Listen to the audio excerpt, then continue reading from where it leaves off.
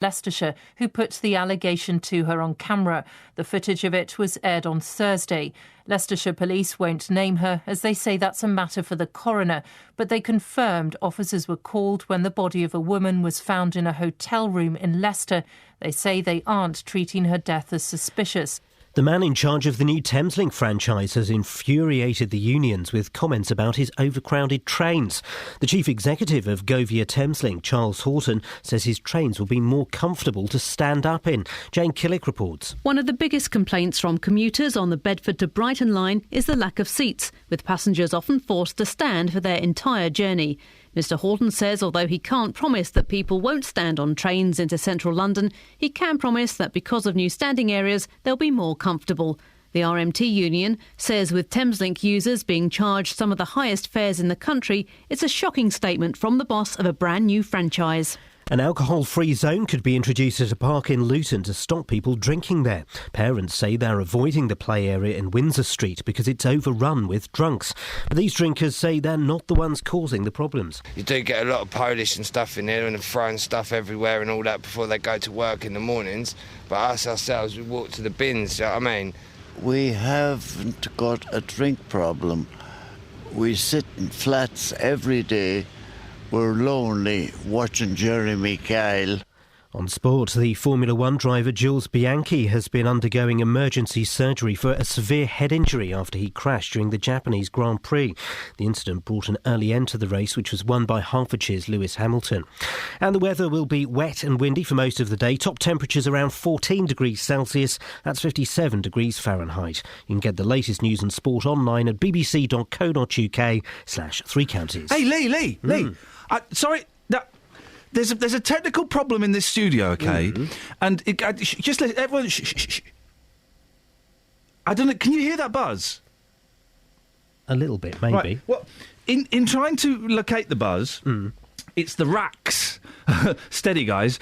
And we've basically... I found the switch that turns the radio off. Really? I can tell... Yeah, you tell us what you had for supper last night, Lee. OK, there we go. See, I turned it off! This is brilliant! Lee, thank you very much. Today on BBC Three Counties Radio. From 9. The JVS Show. With the big phone in, the hottest topic of the day, and your consumer problems. From 12. Nick Coffer. With Fiona Bateson, she's a clinical audiologist here to answer any questions you may have about your own hearing. From 3. Roberto Perroni. I'm here with a roundup of the day's news, the latest travel, and your stories. From 6. Three Counties Sport. With a look back at the weekend's action and taking a look at the grassroots sport across Beds, Herts and Bucks. Today on BBC Three Counties Radio.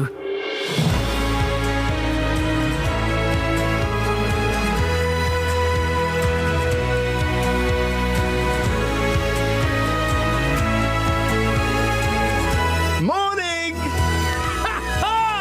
I found the button that switches the radio off, and it's big and it's red. Look, you just press that. And it comes back on again! It's the coolest thing in the world! Honestly! We'll get a picture of that button. It's awesome! Forget everything else we have planned for the show, guys. What we're talking about today is I've never seen that button before. 08459 455 555. Across Beds, Herts and Bucks. This is BBC Three Counties Radio. We have got other stuff. We got human rights, diamond whites, and a reporter fueled by Marley lights. It's good, isn't it? That's one of mine. All right, Catherine, we're all one team here. Oh, right, so when they're rubbish, you say who wrote that, and when they're good, you claim it. When they're good, I just made them up spontaneously. Wow. So, but that's all happening. But the main thrust of this morning's show is I'd never seen that button before. 08459 455 555. I've never. Can you hear that buzz, or is it just? Can you not hear it? The buzz is your own. And boy, what a buzz we've got for you this morning, huh? Mark's in Milton Keynes. Good morning, Mark. Oh, he's gone. Mark, you bottler. That's because you messed him about. Huh? Did I cut him off? Oh. This is... I've got the power to cut people off as well. Hang on, here we go. Man alive, what fun. I've never seen that button before. Mark's on the line. Mark, you there? Wait a minute, hang on. Hi, Mark. I'm only here till 9. I'll put you through again if that's all right. Thank you. Fader 1. Morning, Mark. Mark? Mark? Mark? Mark? Mark? Hi, Ian. Hey! I'm on the M1 at the moment. I don't know if people are aware, but at 5:10 it came to a complete standstill between Newport Pagnell services and Junction 15. Oh, do we know why? Well, your colleagues on the early breakfast show were reporting that it's a Woody in a car accident in the outside lanes, but nothing has moved in the last 3/4 of an hour. Oh, blimey. Have you got a cold? No. You need tunes. Mark, well, listen, so you've been stuck there, not moving. Frustrating, huh? Yeah, it's big time. Oh, blimey. What time? Where are you trying to get to, and what time do you need to be there? There's no rush on the first job that I'm doing, but I've got to be in Banbury by about 7 o'clock. Oh, blimey. Well, listen, I wish you the best of luck, Mark. Thank you for letting us know. Just tell us where that is again, please. Yeah, it's northbound on the M1 between Newport Pagnell services and Junction 15. Let's hope that everyone involved is all right. Mark, before you go, have you ever discovered a button you'd never seen before? No. Thanks very much for calling.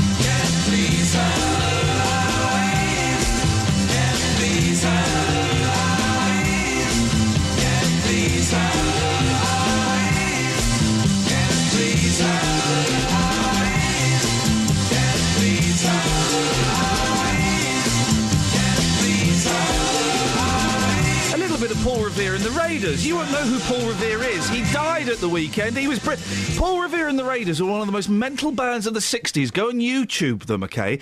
They were like huge in the States, had no impact here at all, and they would dress up as American War of Independence soldiers and play light 60s rock like that. And we lost Paul Revere, and he was absolutely bonkers.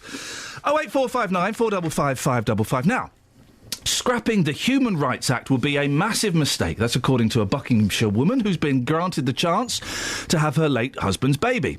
Beth Warren has been speaking out in response to the Conservatives' pledge to take European Court of Human Rights from UK law should they win the next election.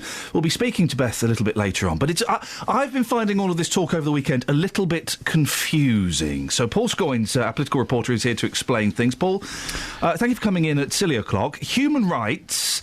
It's often in the papers as these human rights. The human rights laws means that prisoners get PlayStations and we can't deport Iraqi murderers and things like that. But there's more to it than that, isn't there? Yeah, I mean, it basically comes from the Act, which really just stems from the Second World War. I mean, Europe, as it was then, had obviously a sort of history of tyranny in certain countries, and it was felt that they wanted to have a sort of a series of fundamental rights, freedom to expression, freedom to movement and so on, which some people in this continent didn't have.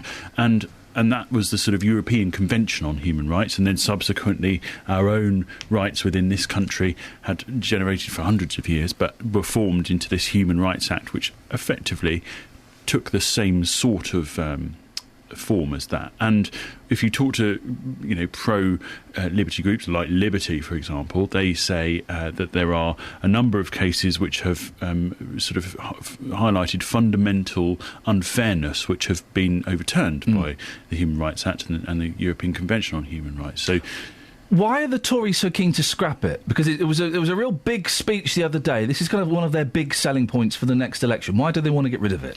Well, like you say, there's been a long-standing opposition from the Conservatives to this Act, and they say that it's led to some perverse court rulings. Theresa May talked about the violent drug dealer who can't be sent home because his daughter lives there, or the robber who can't be removed because he has a girlfriend, the illegal immigrant, she says, because you can't be deported because he had a pet cat. There have been some other more controversial, perhaps, cases such as control orders, which the government wanted to bring in to limit the movement of suspected terrorists, detention without trial or charge as well. Remember the 90-day detention that was then sort of brought around and changed and brought down. DNA databases. Gosh, so hang on, human rights stopped people being held without any charge? Yeah. Gosh, that's awful, isn't it? Absolutely. I mean, the supporters would say that actually there's a number of cases, such as, if you're a soldier on a military base in Iraq, you have a fundamental, arguably a right to life in certain areas, or a right to quality of life. The naming of a deceased father on birth certificates, that was not permissible until the rights changed under that. There was also a case of a local authority that was had set up surveillance of a mother and her children to determine whether or not she lived within a school catchment area, and the local authority used its powers to basically survey her secretively, and they were found to have broken the act there as well. Supporters locally, we've got, of course, the former Attorney General, who is Dominic Grieve, and he's been speaking out against it in the recent days, especially after the Conservatives announced this change. The idea that we can somehow negotiate an agreement with the Council of Europe that the court judgments don't apply to us but apply to everybody else when they're made is, I think, fantasy. The court would disappear. It would not be able to survive such a change.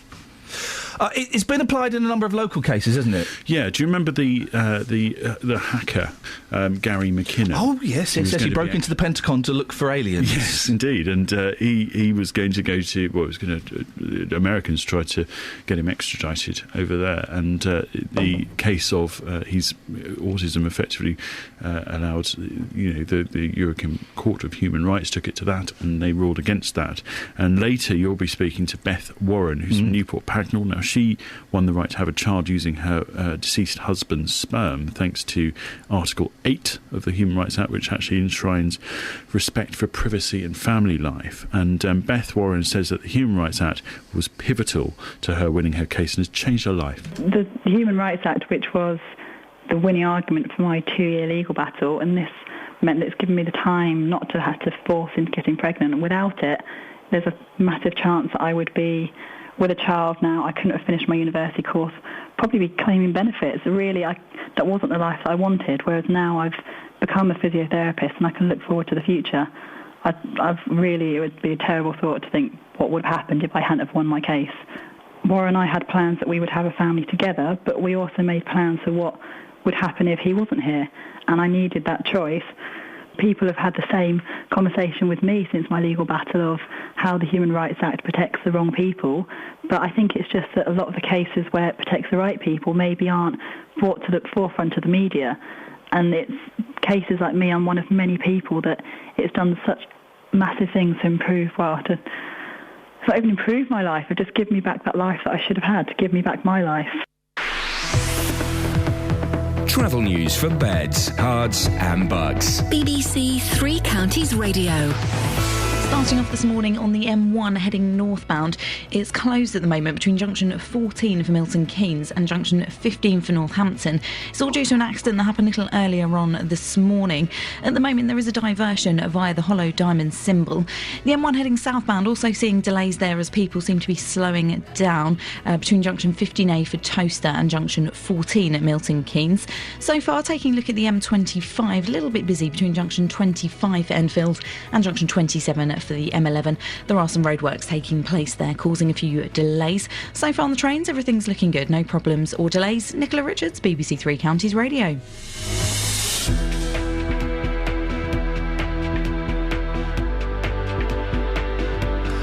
Right, 6:16. It's Monday, the 6th of October. I'm Iain Lee. These are your headlines on BBC Three Counties Radio.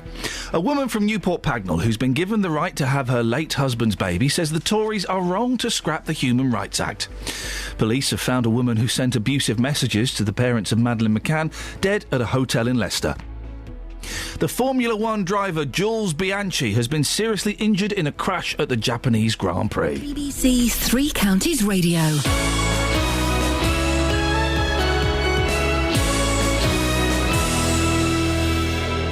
Don't listen to the radio, watch these guys.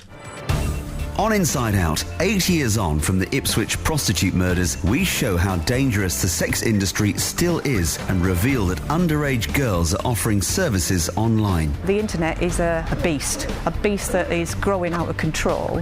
And how do we stop it? How do you build an island from underground London to the Essex coast? We follow soil from the capital that's making a new haven for wildlife. A former jihadist warns young Muslims not to fight in Syria or Iraq. I'd still think I was honest in those days, but ill-informed, ignorant, misinterpreting. Inside Out with me, David Whiteley. Tonight, 7:30 on BBC One.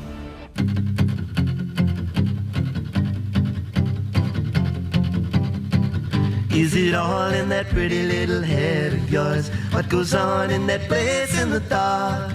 Well, I used to know a girl and I could have sworn that her name was Veronica. Well, she used to have a carefree mind of her own with a delicate look in her eye. These days I'm afraid she's not even sure if her name is Veronica. Do you suppose that weights and hands on eyes Veronica has gone to hide it all the time? She laughs at those who shout her name and steal her clothes. Veronica, Veronica, Veronica. Did the days drag by? Did the favors wane? Did he roam down the town all the while? As you wake from your dream with the wolf at the door, reaching out for Veronica. Well, it was all of 65 years ago, when the world was the street where she lived, and a young man sailed on a ship in the sea with a picture of Veronica. I'm the Empress of India, and as she closed her eyes upon the world, on a plate of last week's news, she spoke his name out loud again. Do you suppose that weights and hands on eyes Veronica has gone to hide it all the time? She laughs at those who shout her name and steal her clothes. Veronica, Veronica.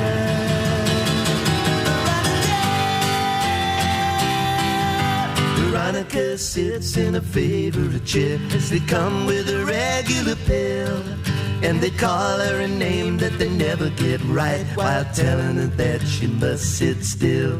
But she always had a carefree mind of her own with a devilish look in her eye, saying you can call me anything you like, but my name is Veronica.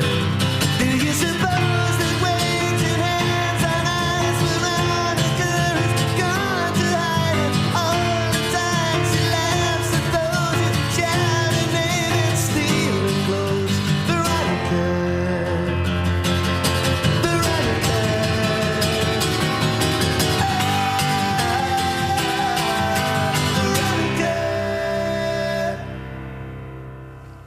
Pete in Luton. Morning, Pete. Hello, my friend, how are you? I'm really excited. I have found the button that turns off the radio. We're asking this morning for your stories about I'd never seen that button before. What you got for us, Pete?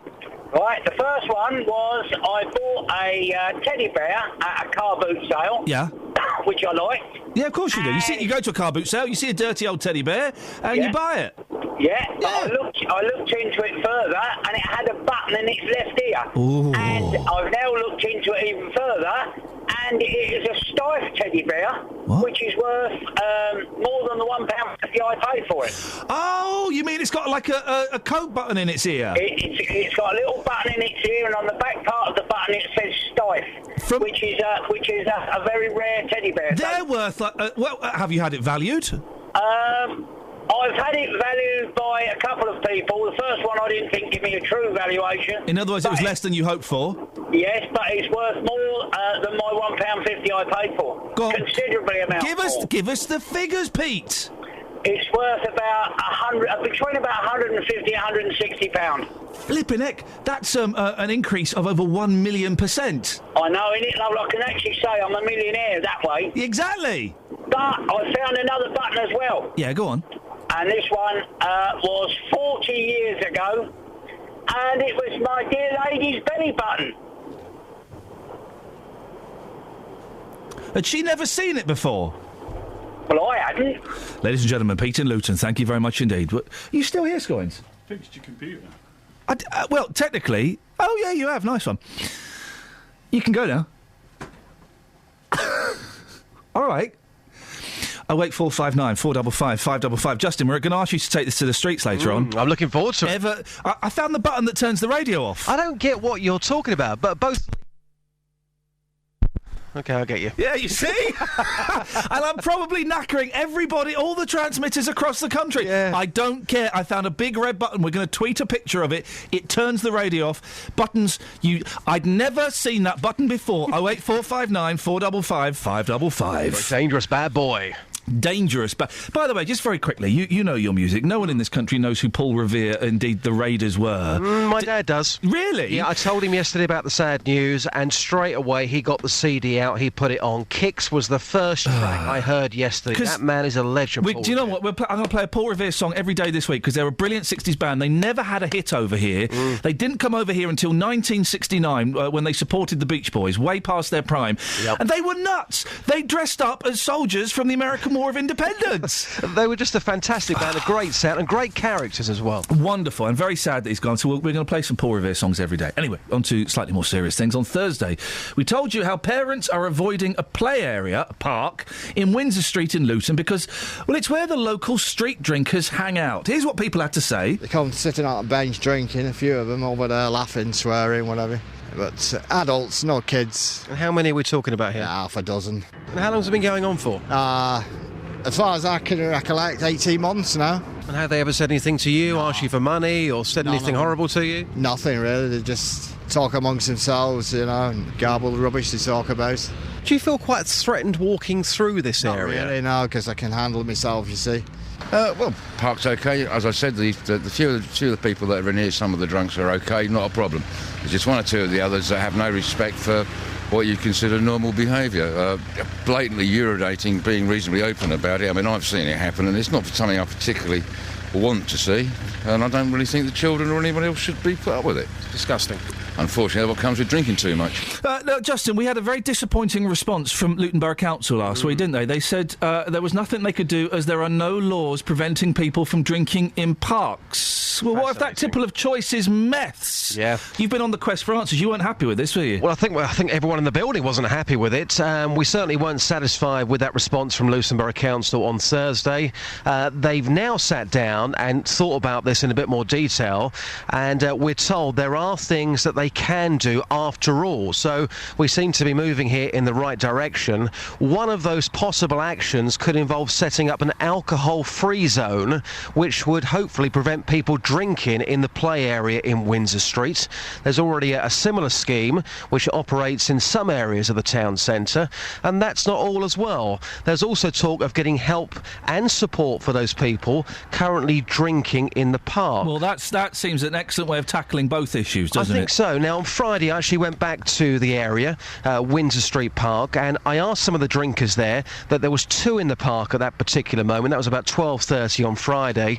I asked them why they thought it was acceptable to consume alcohol in a children's play area. Basically, at the end of the day, we live in flats that haven't got gardens and stuff like that, and it's a nice sunny morning, and it's easier to socialise. We sit here, we don't bother nobody, we tidy up after ourselves. But families are saying to us that they're not using this area anymore because it's surrounded by people drinking. You know what, mate, yeah, you've come in and you're sticking a microphone in my face and you're interrogating me, yeah? I don't really want to talk about it anymore, to be honest with you, yeah? Well, it started off pleasantly and it ended a little bit sour. There's more to it than that, is there? Yeah, you'll certainly hear that audio in 4 after 7. Let's just say it's interesting. I'm also told that Bedfordshire Police have increased patrols in the South Ward area of Luton, where this play area is. We did actually want to talk to the council this morning, but in something of an own goal, they've actually decided not to put anybody up for interview, which is a great shame. We've also contacted one of the ward councillors for the area, Sian Timoney, who is the deputy leader of Luton Borough Council, but sadly again she is yet to get back in touch with us. As for Beds Police, they weren't in a position to comment either, we were told. An alcohol-free zone, you see that in towns quite often. How would it work? Well, yeah, in some parts of the town, anybody caught drinking outside can be arrested and face a fine of up to £500. But in saying that, Ian, I'm often seeing people still drinking cans of lager in Luton town centre. Supporters say that this is an excellent way of nipping any potential problems in the bud. The alcohol-free zone in Luton currently lies within Telford Way, Mill Street, Midland Road, Church Street, St Mary's Road, Park Viaduct, Stewart Street and Dunstable Road. But as I say, despite those fines and despite the fact you can be arrested, often, and I'm sure our listeners will back me up here, people are still drinking on the streets of Luton. So if they can't solve it in the town centre, how on earth can they solve it in a park which is isolated and a little way from the town centre? Now, Justin, you are, excuse me, one of our most intrepid and brave reporters, and you don't blanch in the face of anything. You go straight in there and you deal with these things. Is it true you took 5 people down to the park with you the other day? I took 4 people. Oh, is that okay? I took 4, but I think you've got to understand, you've got to appreciate, on Thursday I spoke to you at about, 7:45 a.m. There was already 8 people drinking in that children's play area. For people who know that area, Windsor Street in Luton, it is quite isolated. It is quite away from the town centre. I wasn't prepared at that moment to go into that park to take on 8 people. And God bless you for being sensible, Justin. We're going to hear that full interview after 7. Absolutely. Excellent stuff indeed. And if you would, I'd never seen that button before. Can you do it? I'll tell you what, you've had some great stories already. Let's see if I can take you to the streets and make it work. Justin, thank you very much indeed. Travel news for beds, cards and bugs. BBC Three Counties Radio. On the M1, heading northbound's closed at the moment between junction 14 for Milton Keynes and junction 15 for Northampton. Now, this is all due to an accident that happened a little earlier on this morning, so there is a diversion in place at the moment following the hollow diamond symbol. Also looking rather busy on the M1 southbound stretch as people sort of slow down there between junction 15A for Towcester and junction 14 for Milton Keynes. We'll keep an eye on that on camera for you. The M25 starting to build up anti-clockwise between junction 21 for the M1 and junction 20 for Kings Langley. So far, checking on the trains, not seeing any problems on the departure boards across the 3 counties. Nicola Richards, BBC Three Counties Radio. Across beds, hearts and bugs. This is BBC Three Counties Radio.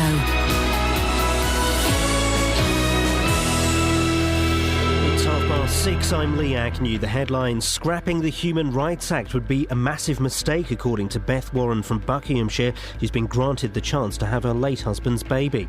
The Conservatives have pledged to remove the act from UK law if they win the next election.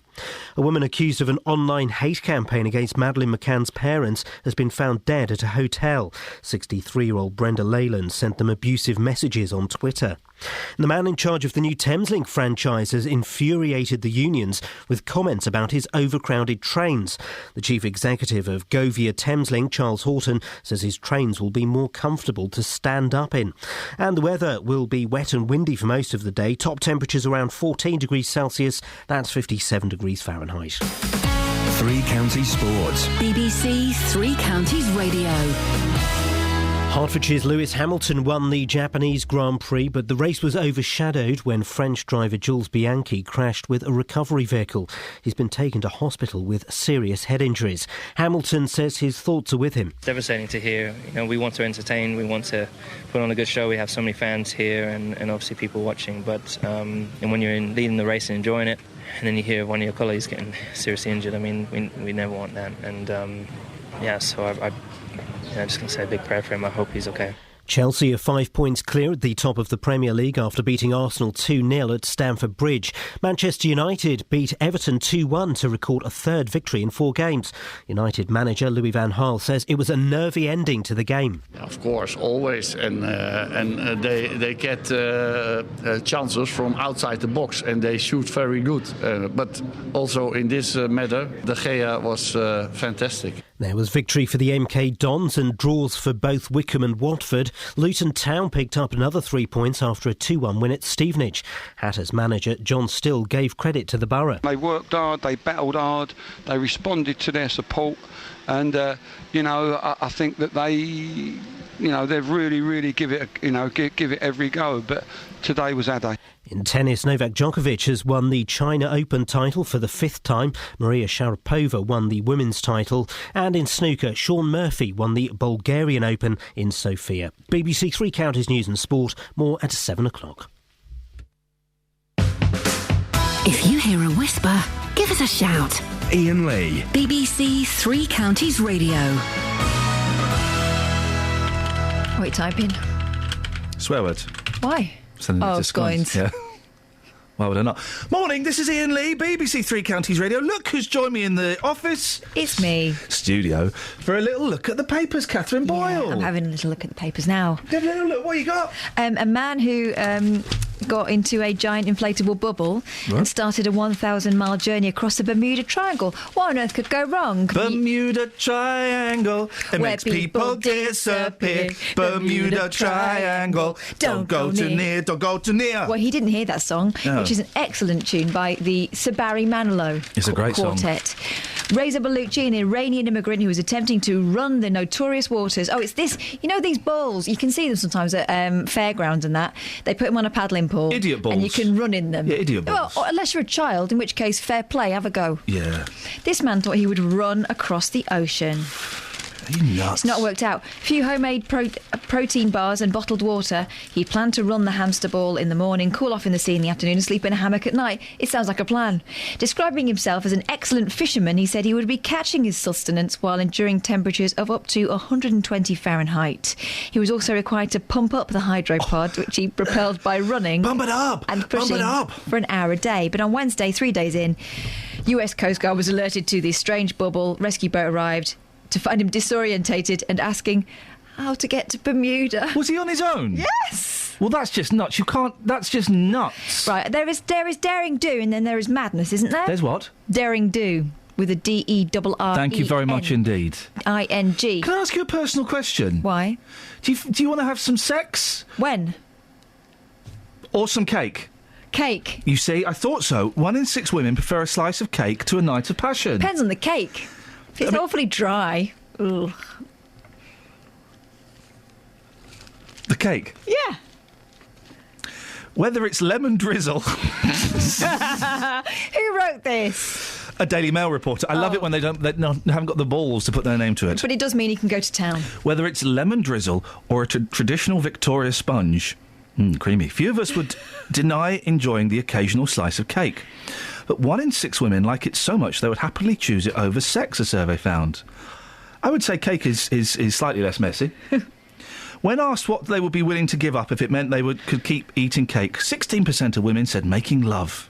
Who makes love these days? Well, plenty of people. Compared with just 9% of men. I'm not that bothered about cake, really. I had a nice cake yesterday, Did you? lemon curd. Very sweet. Yeah, the boys chose it. What did you balance that out with? Coffee? Yeah. Okay. Yeah, it was nice. Because you don't want sweet on top of that. No. I prefer salty. I prefer a packet of crisps. Or a rice cracker. I'm confused now. Yeah. No, I'm not that bothered about cake, so you prefer it salty? Stick that in your pipe, Daily Mail reporter. Gerard Depardieu really is the biggest liar in the world, isn't he? He's just a liar. Stop asking Gerard Depardieu questions. What was it he said last week? That he drinks something like 15 bottles of wine a day. A day, yeah. All right, yeah. Chinny wreck on. Well, today's made-up story from Gerard Depardieu, there's two of them. I was a grave robber and a rent boy. All right, Gerard. All right. A desperate child wanders the streets, earning money as a rent boy, stealing from clients and even taking jewellery from graves. It could be the plot from one of his films, but Gerard Depardieu has revealed these are in fact details from his troubled past. This story is by the Mail Foreign Service. Have they not got real people working at the Daily Mail anymore? They've got someone sitting outside Gerard Depardieu's house and waiting for him to go to the off licence, and then firing questions at him. They got a photo of Jesus as well. No, they've not. Yeah, they have. OK. Archaeologists in Spain claim to have found one of the earliest pictures of Jesus. Guess what, guys? He's clean-shaven. But is that because in those days they didn't used to draw beards on? The image is unusual because traditionally Jesus is depicted with a beard. Can I ask a question? Yeah. Can I ask any question? Was Jesus black? Don't think so. He was certainly Middle Eastern, surely. He was certainly darker than Robert Powell. Yes. Wasn't he? I would say so. Arab looking? Possibly. 08459 455 555. If you've seen Jesus, what did he look like? I don't know. I wasn't asking, I was asking the listener. Oh, right. Shall we have a record? Yeah. OK, yeah, let's do that. Hang on a second. Have that one. Oh, I pressed that button, don't I? Yeah.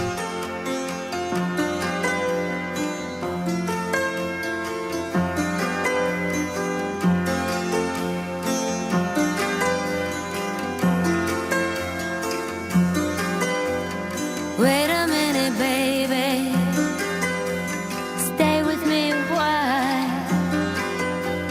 Said you give me life, but you never told me about the fire.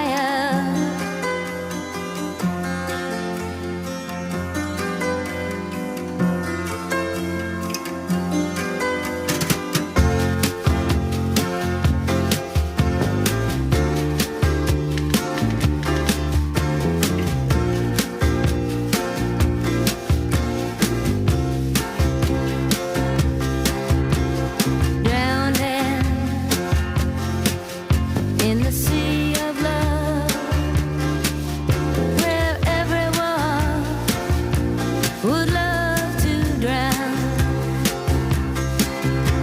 but now it's gone. It doesn't matter what for. When you build your house, then call me home.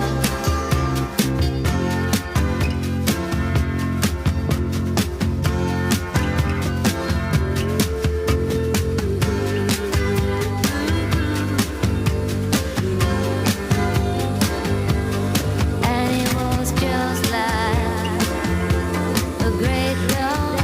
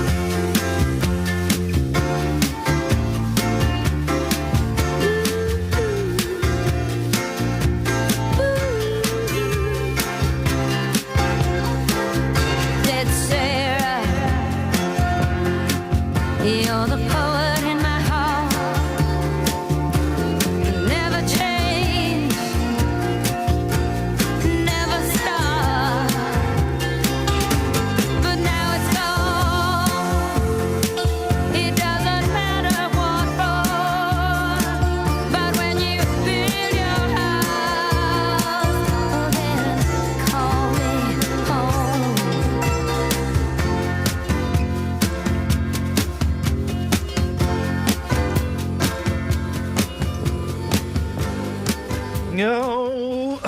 Here's something. We had the Do you know what that song's about? Probably about drugs, if it... No, it wasn't. Sarah was her best friend, and she was having an affair with Mick Fleetwood. and then she found out Sarah was as well, and they fell out, and then that's their make-up song. Today's phone-in is I'd never seen that button before. We will expand it after 7:30 into any story about a button, but until then I'm going to be specific. Also, another one we can do, and maybe Justin can do something on this, the luckiest people in pop and rock. Mick Fleetwood is the luckiest man in rock. He's an average drummer at best who's just managed to latch himself onto, first of all, Peter Green, who was amazing. Then when he went loopy-loops, the Buckingham and Nicks. He's the luckiest people in rock, please. 08459 455 555. Dare I say it? Yes, I will. Go on. Davy Jones. With the greatest of respect to the Daydream Believer, he was very jammy. But without him, they wouldn't have had that kind of adorable... Oh, yeah, he was part of the scientific formula. Yeah, he was part of the reason why little girls like them. Yeah, exactly. He was a cute English one, but still very lucky, considering, boy, oh boy. The chops of the other three. Exactly. 08459 455 555. We should say Kelly Betts isn't here this week. Instead... It's Alice Glossop. Hello. You right, Alice? Yeah, and we just had a travel update, which I can tell you all about. Oh, look, she can't shake it off. Can't shake it off. Once a travel person, always a travel person, as the well-known saying goes. It's a very well-known saying. In travel person circles. Oh, yeah. Mark called... Yep. The accident on the northbound side of the M1 between junction 14 and 15 is clear. But on the southbound side, there's another accident. Oh, no. Nuts. What are you going to do about it, Alice? I'm going to tell someone else so they know for the travel bulletin. Good. You missed this last week, Alice. We had a story in the newspaper about... I nearly said something really rude then. That was... What? I let my defences down then. I nearly said... There was a story in the paper last week about a gentleman who... With an affliction. With an affliction. He could not stop having orgasms. OK. There's a story today... Moaning Glory. Good morning. Oh, I can't believe you're doing this one. A man's... If you've got young ears, I'd turn the radio off now. I can turn the radio off for you. I've got the switch here. Right, we're back on. Man's 17-hour erection ends in agony. Horrified Jason Garnett suffered agony as medics drained 2 pints of blood from his, quotes, willy... Oh. to end a 17-hour erection. Hotel worker Jason went to A&E after waking with a... we know. That refused to go. Jason, 23, said, "Seeing them stab my penis with a needle was a horrible experience, like something out of a horror film. The pain was 10 out of 10. What kind of horror films is he watching? The John Wayne Bobbitt story. But the erection refused to subside even after blood was taken. He had to have a further 24 injections of medication before it died down. Crikey. 24 injections? He went to... This is how he tried to deal with it himself at home. Right? Oh, no. Not the technique I'd use. He went to A&E after an ice bath and a jog around the block! He had a jog around the block! Now, after 2 days in hospital recovering, everything is working as it should be downstairs. We don't need to know this. Jason writes, and there's a picture of him. How did they test that? I don't want a face to put to it. Flipping heck. He's got a picture of him with his hands going, ooh. Jason said, "It's completely normal now, apart from the fact that it..." All right, no. No, I can do this, then we'll go to travel. I'll do this and we'll say nothing, OK? Jason Wright said, "It's completely normal now, apart from the fact that it looks like it's been through a war. It's all a bit black and blue." Oh. Deary me. Travel news for beds, cards and bugs. BBC Three Counties Radio.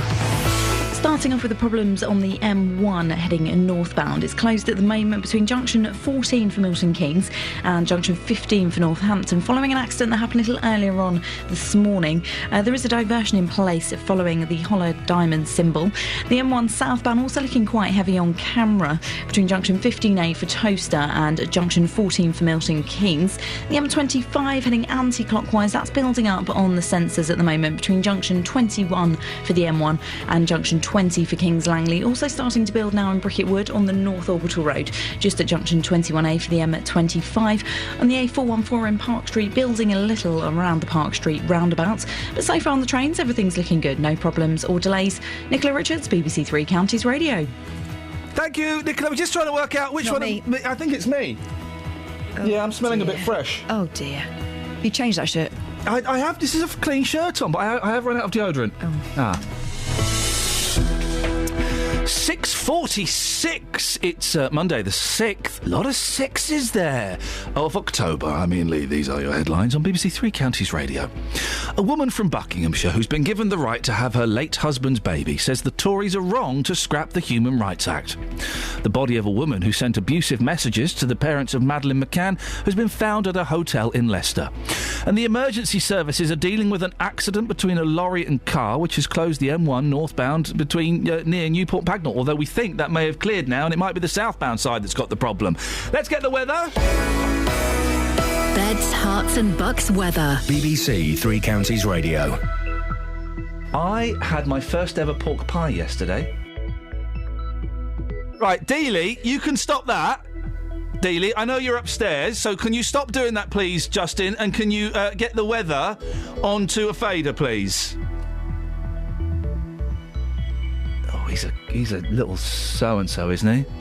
I tell you what, it's going to be cold today. That's pretty much it, isn't it? I think so. It's autumn. What do you expect? We live on an island. Also, don't make fun of my first pork pie. That was given to me by Mike Reed, no less. Really? The Radio 1 disc jockey, yeah. Had it been on the floor? Quite possibly, yes. Get ready. This is going to be an incredible collaboration. The lead singer of one of the biggest bands of this decade. On stage with one of the UK's most promising breakthrough artists. And an absolute legend of British rock. It's going to be very special. An unmissable BBC Music performance. 27 artists. One song.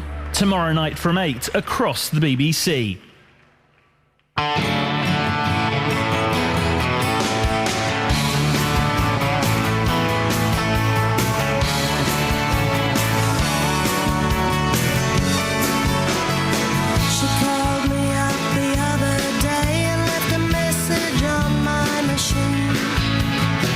She called to say you broke her heart and she wondered if I'd seen you. I didn't know what to do, I never called her back. Oh, how could I break the news like that? No, I don't want to see Caroline, don't want to see her face when she finds out you're mine. Can't look in her eyes and tell her love is blind. No, I don't want to see Caroline. I don't want to see Caroline.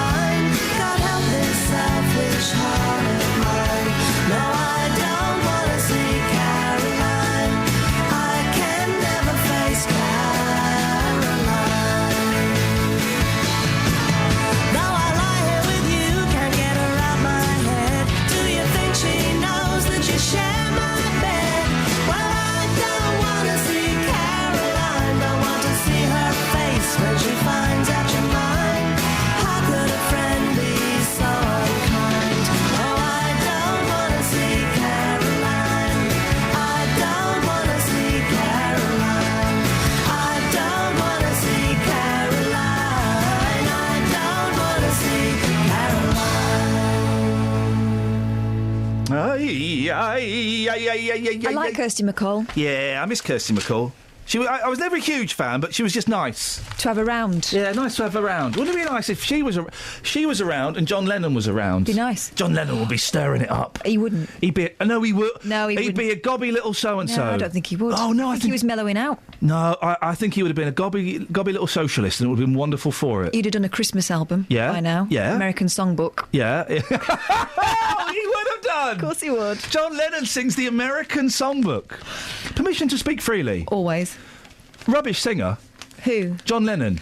No, not a rubbish singer. A distinctive singer. Rubbish. No, I liked his nasal tones. All of his 70s albums. I like his 70s albums, but he's a rubbish singer on those. No, but he was the gritty to the sweet Paul McCartney. I think you needed the blend of the two. Oh, I'm not knocking John Lennon. Yeah, I am a little bit, totally knocking it. but he was a rubbish singer. No, I want disagree. You're wrong. All right, let me find a rubbish John Lennon. Oh well, if you find a rubbish one, it's going to sound rubbish. Sometimes Paul McCartney sounds rubbish. No, Paul McCartney never sounds rubbish. Yeah, sometimes he does. Never sounds rubbish. Yeah, around the sixth repeat of la la la la la la la. Hang on a minute. Hang on a second. They both sound rubbish here. Have some of this. Oh, you can't play it? I can play it. Go on. There we go.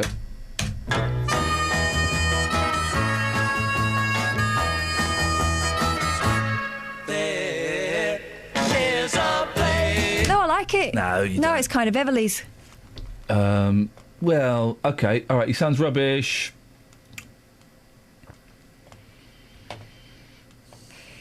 Yeah, try this one. What's this one? There we go. It's fine now. I don't know. What on earth? Oh. Here we go. Though you've gone. That's George. Nice. There's a woman in the newspaper. She is stood in America, New York, Times Square. Still. She is naked. Wow. And a man is painting the American flag on her. Okay. It was starkers and stripes as these painted girls showed some front in New York's Times Square. Show me. Yep. Wearing just knickers and the American flag daubed over their chests, the saucy patriots raised cash by letting tourists photograph them. They even attracted attention from a city cop, but fortunately, it wasn't a bust. They used to have the Naked Cowboy in New York, didn't they? Is he still there? I think he's still there, the Naked Cowboy. Do you know what the best one is that no one ever talks about? Yeah. The Bushman of San Francisco. Hey, who's that? My sister used to live there, and he did me. The Bushman did you? And her, and everyone else. I don't know what that means. There was a man, a homeless man, who would find foliage, cover himself in it, and crouch at various points of San Francisco. Oh, yeah. Jump out. Yeah. Scare you. Was he naked? And then demand money. No, it wasn't. Beardy. Elvis Presley once used the second strongest swear word against me. Elvis Presley? Yeah. Elvis Presley? Yeah. But he died. Oh, yeah, you're quite old. No, Justin. Elvis Presley used the second strongest word against me. How? I'm confused. Well, we drove past him and he said something. He said something about my mum. Oh, that's fantastic. Isn't it? Great story for the pub. This was about 5 years ago. Oh, come on. Where were you? Las Vegas. Right, yeah. It's quite sweary in Vegas, isn't he? Honestly, I don't know. It probably wasn't the real one because I think he died, didn't he? Yeah. It was, but there was a fat fella in an Elvis suit who said something very rude about my mother to me. Well, that's uncalled for, isn't it? That was unnecessary. Hey, boss, you know I deal in fact, not fiction. I do know that. Would you Justin. like a great fact? Yeah, I would actually. Yeah, go on. 1 in 3 people in America, they are Elvis Presley impersonators. 1 in 3. And in Scotland, 1 in 2 people, they're ginger. Facts from around the world. Gosh, international fact finder. We need to get you a jingle for that. Maybe you could phone up Peter Andre. Yeah, maybe. So, busy weekend. This morning, we sent you to find out. I'd never seen that button before. Let's hear the audio. That's coming up after 8 o'clock this morning. What? Oh. It's a bit of a tough one, this. Oh. So what have you got? Apart from somebody's belly button. No, well, I found the button that switches off the radio station. Yep, still confused about that, but there you go. What's the confusion? Show him. I just don't understand how there is a button which can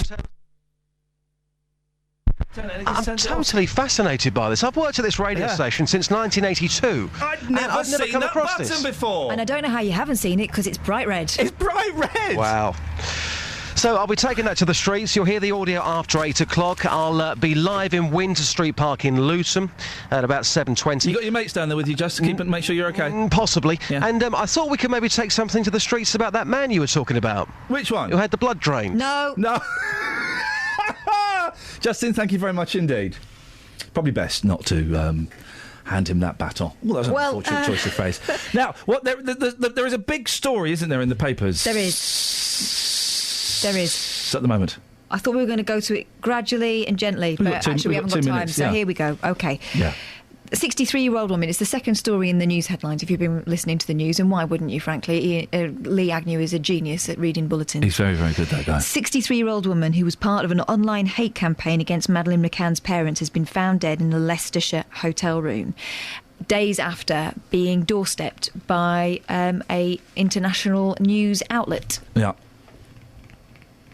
Made me feel very, very uncomfortable, that whole story.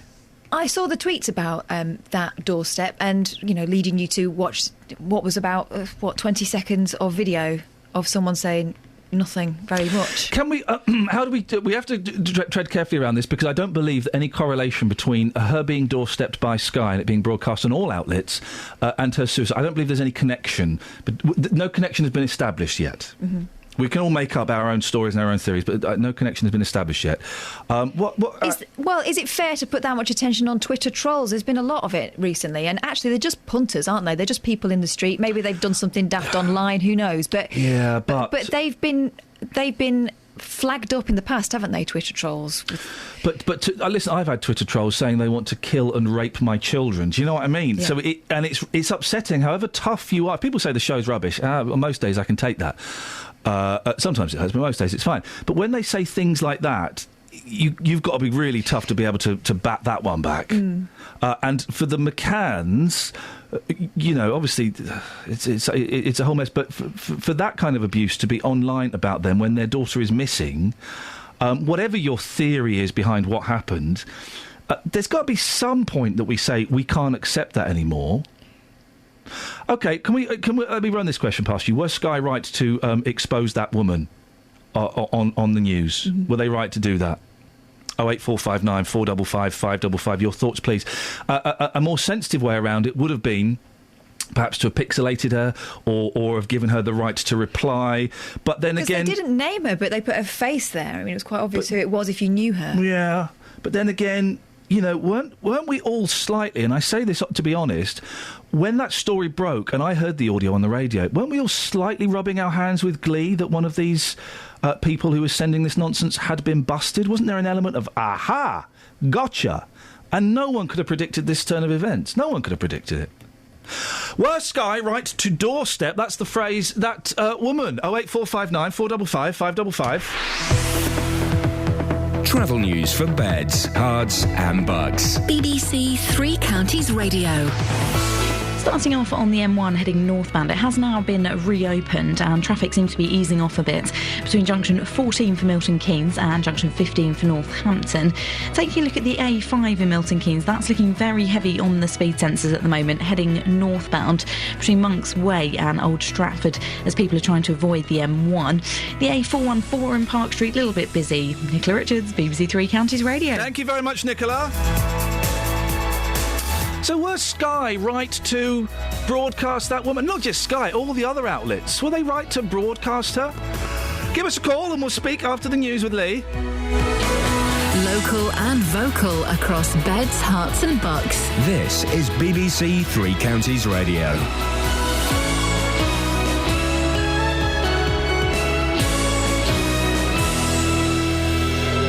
7 o'clock, I'm Lee Agnew. The headlines: concern about plans to scrap the Human Rights Act.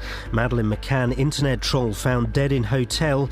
And the Thameslink boss says his trains will be more comfortable to stand up in. BBC Three Counties Radio. Scrapping the Human Rights Act would be a massive mistake, according to a woman from Buckinghamshire who's been granted the chance to have her late husband's baby.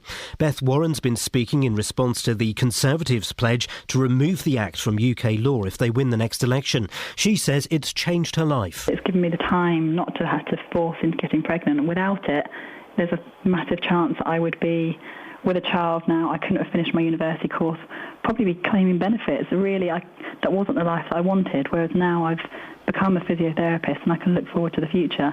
A woman accused of an online hate campaign against Madeleine McCann's parents has been found dead at a hotel.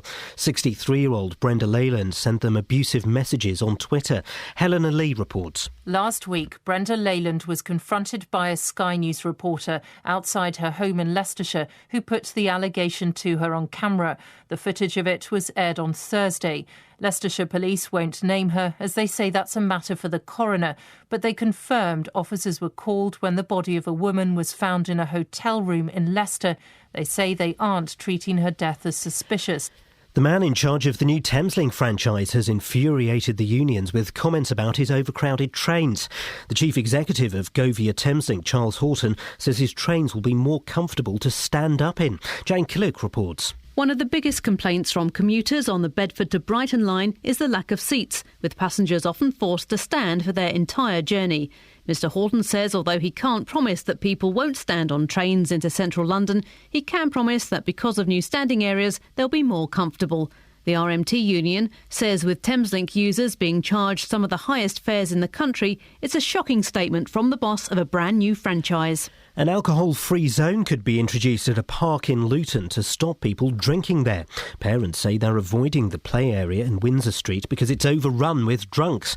But the drinkers say they're not the ones causing the problems. You do get a lot of Polish and stuff in there and throwing stuff everywhere and all that before they go to work in the mornings. But us ourselves, we walk to the bins, you know what I mean? We haven't got a drink problem. We sit in flats every day. We're lonely watching Jeremy Kyle.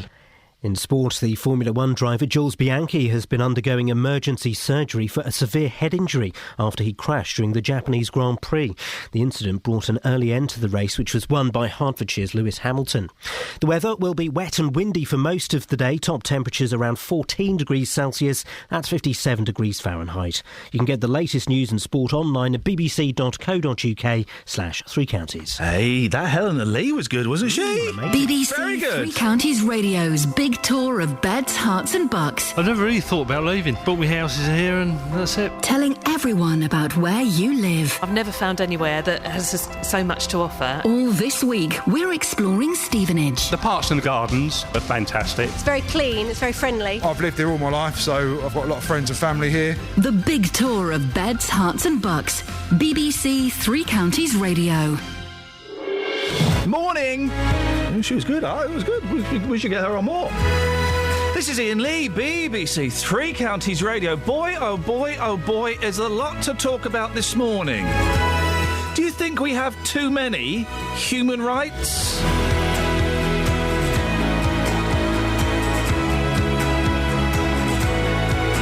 What am I looking at? What am I looking at? Catherine's just handing me a mirror. What? I've not got anything on me. What are you doing? Yeah, you've got black fingerprints all over your forehead. No, I haven't. Haven't you? Or is that just where your dents are? I think that's just where my dents are. Show me. There, do you mean there? No, I'm all along here. What are you talking about, woman? Nah. Maybe not. Nah, mate, nah. It's through pressing that button. Nah, mate, You've been but thanks marked. for the mirror in here. That'll come in handy. So, have we got too many human rights?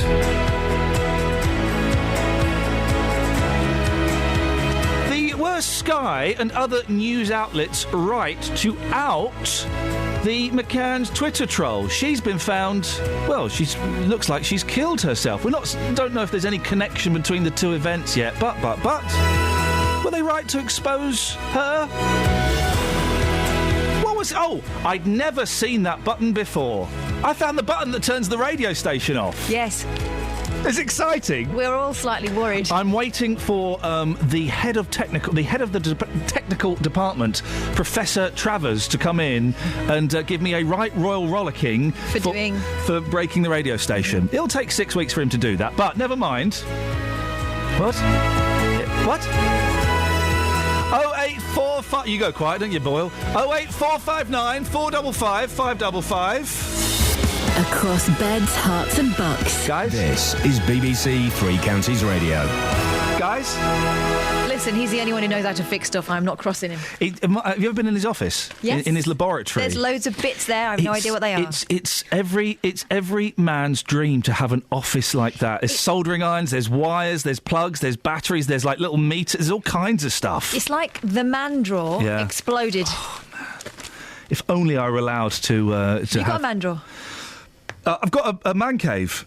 A man cave? Yeah. Have you? Yeah, well, I've got like what we call the office. It's the room with the computer and my CDs in. Right. It's the office. Okay. But where'd you keep your string? Like, not allowed to have string in the house. Tape, not allowed to have that tape in the house, no. Oh. Just tied it up, thrown away. Can I have that person that does that? yeah, you can. Because there's no one that throws stuff away in my house. It should be you. Should be you. I know, but I like things. You never know when you're going to need them.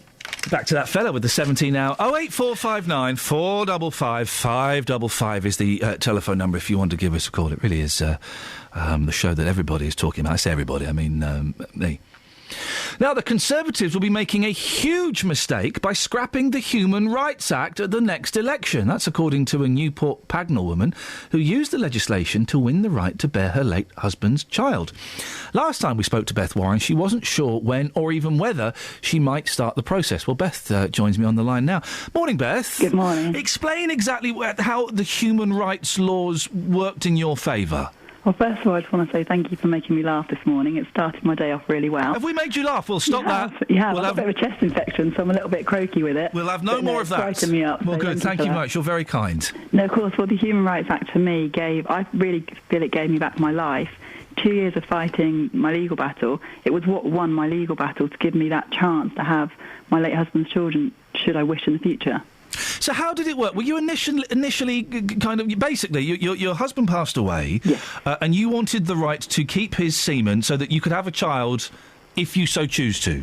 That's right. So he'd spent 7 years signing documentation to say that if he died, I could use his sperm to be able to become pregnant. And it was then a month to the day that he died, which I was told that I had 6 weeks to do that. At the time that I had lost my brother 2 months before... that, and then losing my husband, needing to return to work, needing to return to my university course, I said I wasn't ready to have a child and I needed more time. And of course that is what my husband would have wanted, but HFEA legislation said that I had just 6 weeks to become pregnant. Gosh, that's a lot of pressure, isn't it? Particularly when, you've been through so many tragedies. So the Human Rights Act, how did it work? How did you I'm assuming your solicitor kind of got involved. How did it work for you? Yes, so James, my wonderful solicitor, in conjunction with my legal team, applied several different arguments in High Court. This was the end of January this year. One of them being, what actually won the case was the Human Rights Act, in particular Article 8, which is about the privacy of family life. So basically it just allowed the wishes of my late husband to be respected so that I could have the children should I wish in the future, which is the best thing for me and certainly the best thing for a child. And it's what to put it bluntly, what a dead man wanted. It was respecting his wishes and allowing me to have the best life that I could.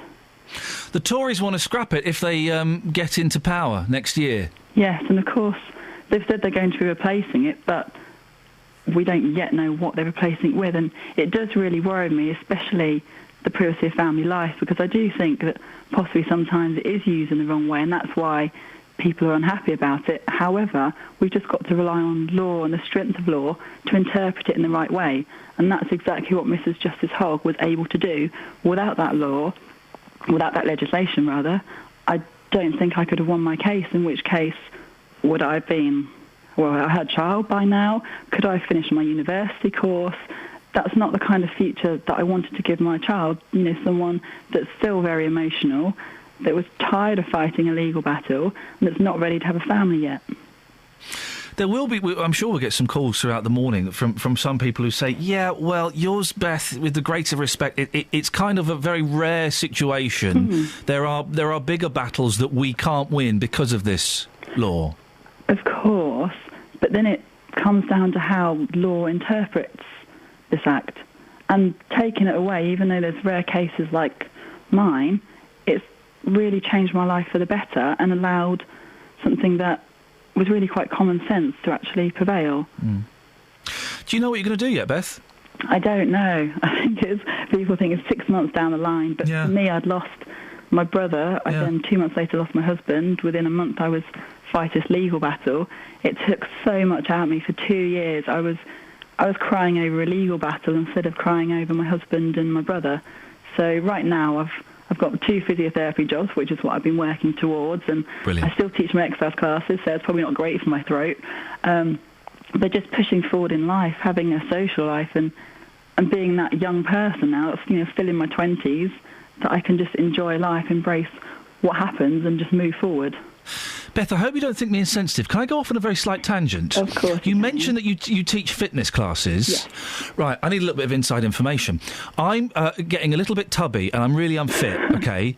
I've got 2 young boys and I can't keep up with them. I'm sort of thinking of maybe getting a personal trainer. That's also what I do. I'm a personal trainer as well. Hello, Beth Warren. We're just in the wrong place, isn't it? We're not close enough. No, I know. But is it... I'm worried it's a waste of money, because it's quite expensive, one-on-one personal trainer, isn't it? It is, yes. I think it's... Personal training is all about the personal trainer fitting into you and what you need. So with weight loss, it's the majority. I'd say 80% is diet, 20% is exercise. Oh. But a lot about the personal trainer is motivating you, not only to come to that session once a week, but to make lifestyle changes of educating you on what to eat, how to sleep, managing stress levels, there we go. And of course the exercise. But it's finding the right personal trainer. That's the thing. Beth, I'm no personal trainer, but I know that this is a man who has a fry-up 5 days a week. Whoa! So potentially we see the crux of the problem, Beth. But yeah, quite potentially. It's mainly diet. If you were my personal trainer, how many days a week would I be allowed to have a fry-up with a fried slice? It's all moderation as well, of course. If you had that for breakfast and then had healthy food the rest of the day, I'd let you have that as that one treat. Probably most people 2 times a week, something like that. That's permission. That's not bad. I'm realistic. We're all human beings, so you've got to enjoy your life as well. But Beth, listen, you are a good sport. I really appreciate your time this morning. Thank you. Thank you very much indeed. Thank you. That's Beth Warren, and I'm glad she indulged me going off on a slight... She actually said you should have 2 fry-ups. A personal trainer has said to me I have to have 2 fry-ups a week with fried slices. When she says have healthy food for the rest of the day, that means that donuts, doesn't mean fruit Haribos. Beth, thank you very much. Across beds, hearts and bucks. This is Iain Lee. BBC 3 Counties Radio. I'm considering it. I am considering it. I thought about it. It's a shame she's so far away, isn't it? Because I get on with Beth. We've had her on a few times, and I would... She sounds like the sort that could push me, but allow me to have fry-ups. I'm thinking about it, because I am getting a little bit tubs around here. Show me. No, don't show me. I don't Okay. want to see it. I don't want to see it unsheathed, but just stand... Don't. Oh, wow. There it is. Listen to that, guys. But you are, like, nearly 50, so that... Oh, stick that. Listen to this, guys. Oh, wow. Those jeans really are low, aren't they?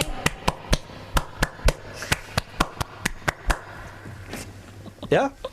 That was the sound of 5 fry-ups a week. I'm Jimmy 5 fry-ups now, but I'm You're doing that thing where you're wearing your jeans underneath it as well. Thanks for showing me that. And I used to be so slim, and I could lose this in a couple of weeks just by not eating bread or pasta for a couple of weeks. But I love bread and pasta, man. Just don't do it after a certain time at night. If you've got your stories of personal trainers, please. I think I need someone to shout at me once a week. Or your fitness regime. Everyone's got their own. What are your fitness rules? Your homemade fitness rules, please. Let's have some of those. 08459 455 555. I had a friend, a weird friend, that I'm not friends with anymore, who would never eat chocolate because she thought that was the key. It's not just chocolate; it's the amount of chocolate, isn't it? For me, it really is bread. Bread. When I stop eating bread, I love a sandwich. I love a sandwich. Have that in the afternoon. Don't have it in the evening. Well, my life is so screwy with by the time I get home from work, and then I put the kids to bed at 7:30, and then I've got like a half-hour window to eat. And You know what you're doing? You're doing that thing, and we've been doing it recently at home as well because people have been ill in varying degrees. But they've all had the trots, haven't they? Yeah, but no one's been to the shop. No one can gear themselves towards shopping online. So we're doing the sort of back of the cupboard thing. So you go open the cupboard, right? Oh, I'll have that. Pasta's always easy, isn't it? Yeah. Pasta with tomato sauce. It's the make-do food, student food. Roast dinners are okay, yeah? once a week. I had a roast dinner last night. That's last week, so I can have another one tonight if I need to. Leftovers, because it's a new week. Is that the rule? Sure, why not? Travel news for beds, cards and Bucks. BBC Three Counties Radio. The M1 heading northbound, it has reopened, but still a little bit slow at the moment between junction 14 for Milton Keynes and junction 15 for Northampton, following an accident that happened a little earlier this morning. It's queuing at the moment for about a mile on the A5 heading northbound, just at the A508. And taking a look at the M25 heading anti-clockwise, that's queuing on the speed sensors this morning between junction 21 for the M1 and junction 20 for Kings Langley.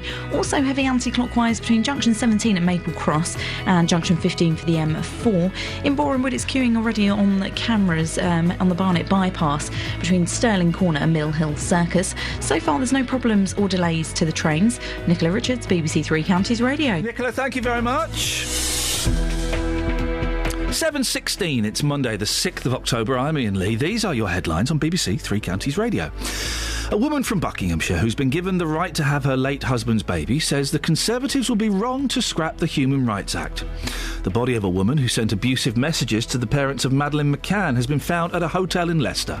And the man in charge of the Thameslink line says his trains are being made more comfortable to stand up in. Thanks, guys. BBC Three Counties Radio. Give me a seat!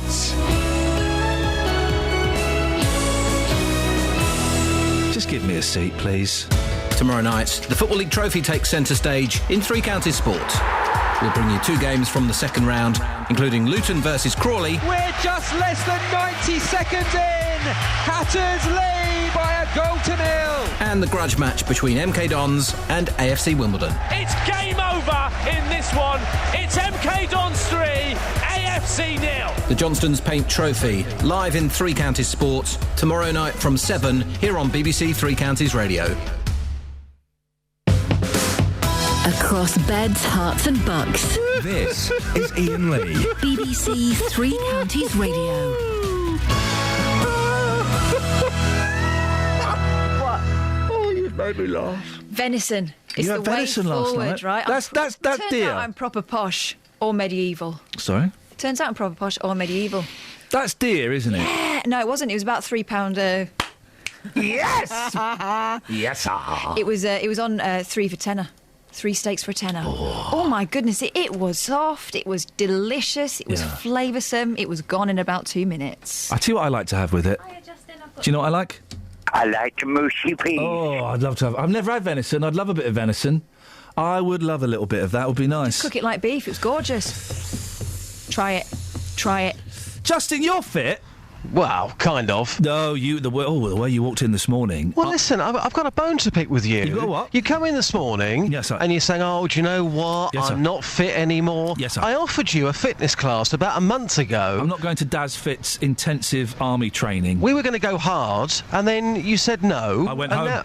Now you come in this morning moaning, "Oh, I'm really unfit." Yeah, I'm not going to. I don't want to go to that because it's nuts. I want a woman or a man. to shout at me for an hour a week while I sit there eating pizza. Stop eating that pizza! That's me, isn't it? Oh yeah, that's what I need. I'm tempted, but you're fit, Just. You're svelte.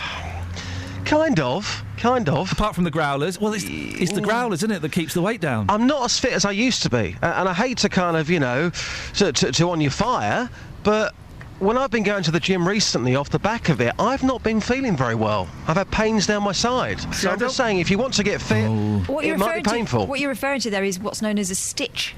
You talk about pains down your side. I've got pains up my backside. Have you? Oh, no, listen, they don't need to hear this. No, really? In fact, we've been regaled with this, dear listener. Just put it this way, go and get someone to have a look at it. I will. I'm not embarrassed to have someone go and have a look at it, Just. So, I think I've got that again. Yeah, it happened to me the other week. Yes. I was down the doctor's myself. Can I? Those rubber gloves. Oh, still got nightmares. Can I ask, right? You all right, Kath? Yeah. Quite erotic this morning, isn't it? Can I ask, is this true, right? I just thought of this last week. I've not heard the word stitch for ages, and I thought about stitches last week. You know when you're running, you get a stitch in your side. This is what I was always told it was when I was a kid. Is it your liver sticking to your ribs? It feels like that, doesn't it? Is that what it is? No. I've got no idea. you need a medical expert. It's a build-up of lactic acid, is it not? Which causes your liver to stick to your ribs? Yeah. What is a stitch? 084... I'm getting one now. 08459 455 555. And why does it make a difference if you crunch over on it? Stops hurting then, Walk through it is what they say. No thanks, I'll have a little sit down. Yeah. Cup of tea. Anyway, Justin, that's enough chitty chat. On to something slightly more serious. We've got a busy morning as well ahead of you, so focus. Last Thursday, we told you how parents are avoiding a play area in Windsor Street in Luton because it's where the local street drinkers are hanging out.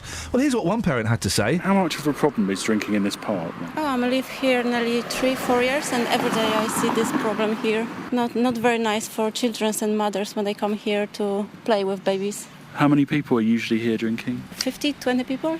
And that's every day? Yes.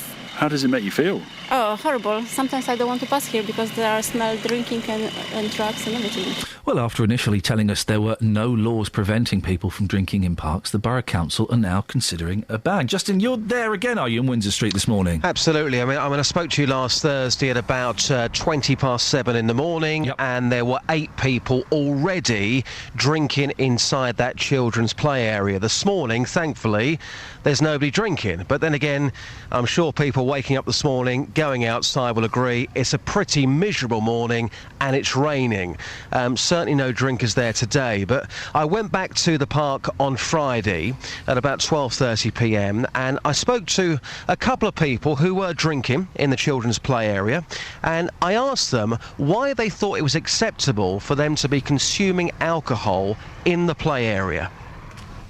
Basically, at the end of the day, we live in flats that haven't got gardens and stuff like that, and it's a nice sunny morning and it's easier to socialise. We sit here, we don't bother nobody, we tidy up after ourselves.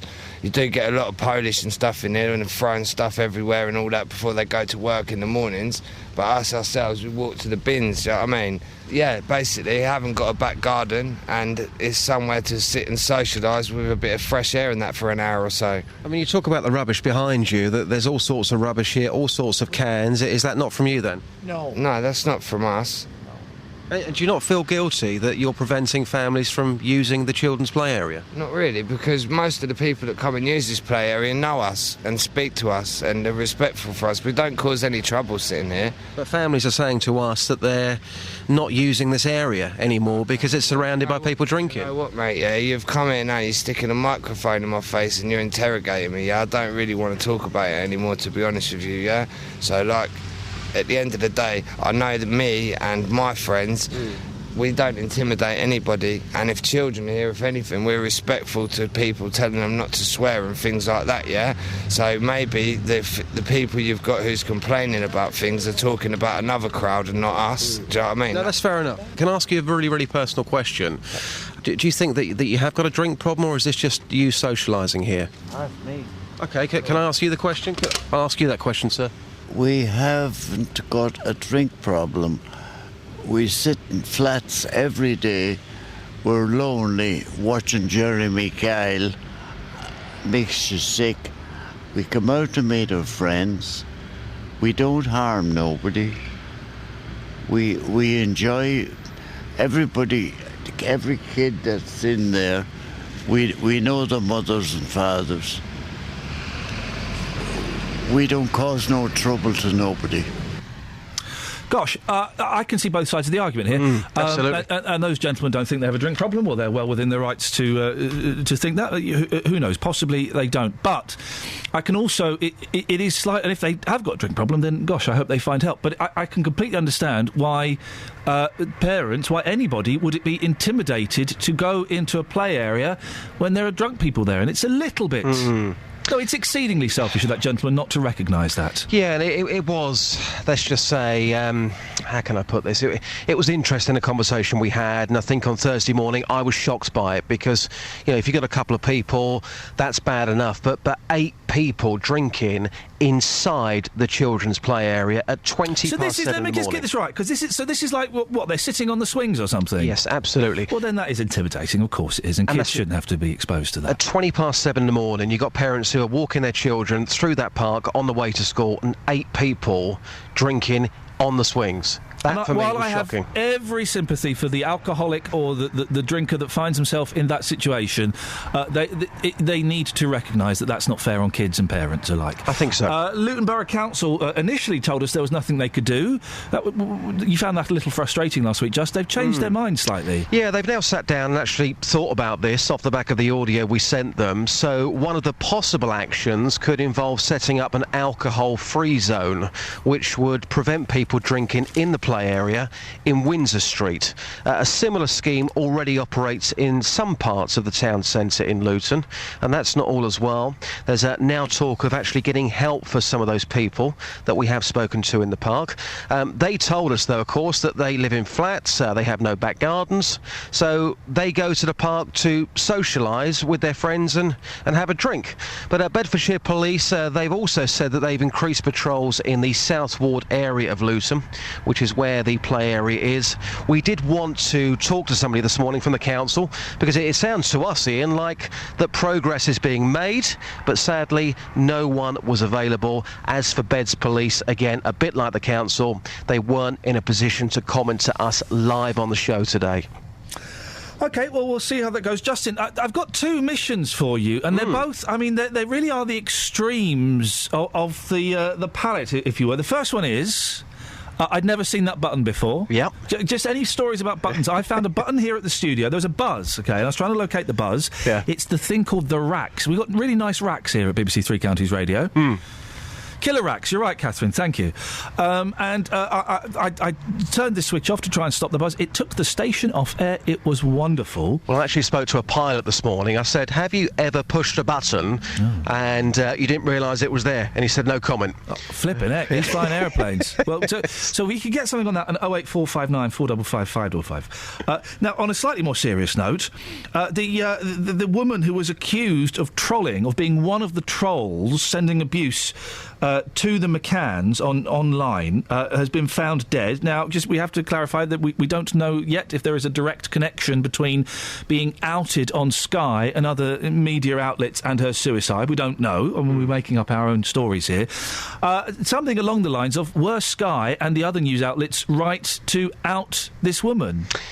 I may sound incredibly harsh off the back of what we know, but I would say absolutely yes. They were well within their rights. Everybody, I'm sure, this morning waking up hearing this news wouldn't have expected this. This is a major shock, but if anybody is going to go online and make comments about somebody, of course, whether it be somebody who lives down the road or whether it be the media, they expect to be confronted, surely, because a lot of people nowadays, that they hide behind computer keyboards. They think they can go out and they can write whatever they want about whoever they want. And unfortunately, if you're going to do that, at some point you've got to bear in mind that there could be confrontation. Here's the thing that maybe puts a slightly different twist on it, OK? She didn't send abuse to the McCanns. She stated her opinion. The McCanns are not on Twitter. Does that make a difference? She wasn't sending it directly to the McCanns. Yeah. I think it probably does. I think if you are writing direct messages to somebody, whether you've set up a Twitter account in somebody else's name, if you are sending direct messages to somebody, of course, expect to be confronted and expect really to face the law. But if the messages weren't sent directly, yeah, I think it does put a slightly different spin on things. Just take it to the streets if you wouldn't mind. Thank you very much. I know you'll handle that in the way that it needs to be handled. Your thoughts, please. Were Sky, it was Sky that broke it, were they right to have confronted the woman who was writing rude things about the McCanns on Twitter? Does it make a difference that they're not on Twitter, Catherine? I think it does. I also think you've got to recognise that people who do that sort of thing aren't necessarily the most stable people, so holding them up to the same sort of scrutiny you might hold someone else up to might not be fair. It's weird because I can see both sides of this story very, very clearly. But I can also see a great big hurtling danger. Yeah. 08459 455 555. Let's get the travel. Travel news for beds, cards and bugs. BBC Three Counties Radio. Still seeing delays on the M1 heading northbound. This is after an accident that happened a little earlier on this morning between junction 14 for Milton Keynes and junction 15 for Northampton. In Old Stratford, it's queuing at the moment for about a mile on the A5 heading northbound, just at the A508. Taking a look so far at the M25 on the sensors, that's queuing between junction 21 for the M1 and junction 20 at Kings Langley. In Park Street, the A414, that's looking quite slow moving around the Park Street roundabouts, and also in Boreham Wood, the Barnet bypass on camera, very slow moving between Stirling Corner and Mill Hill Circus. No reported problems or delays on the trains. Nicola Richards, BBC Three Counties Radio. Across beds, hearts and bugs. This is BBC Three Counties Radio.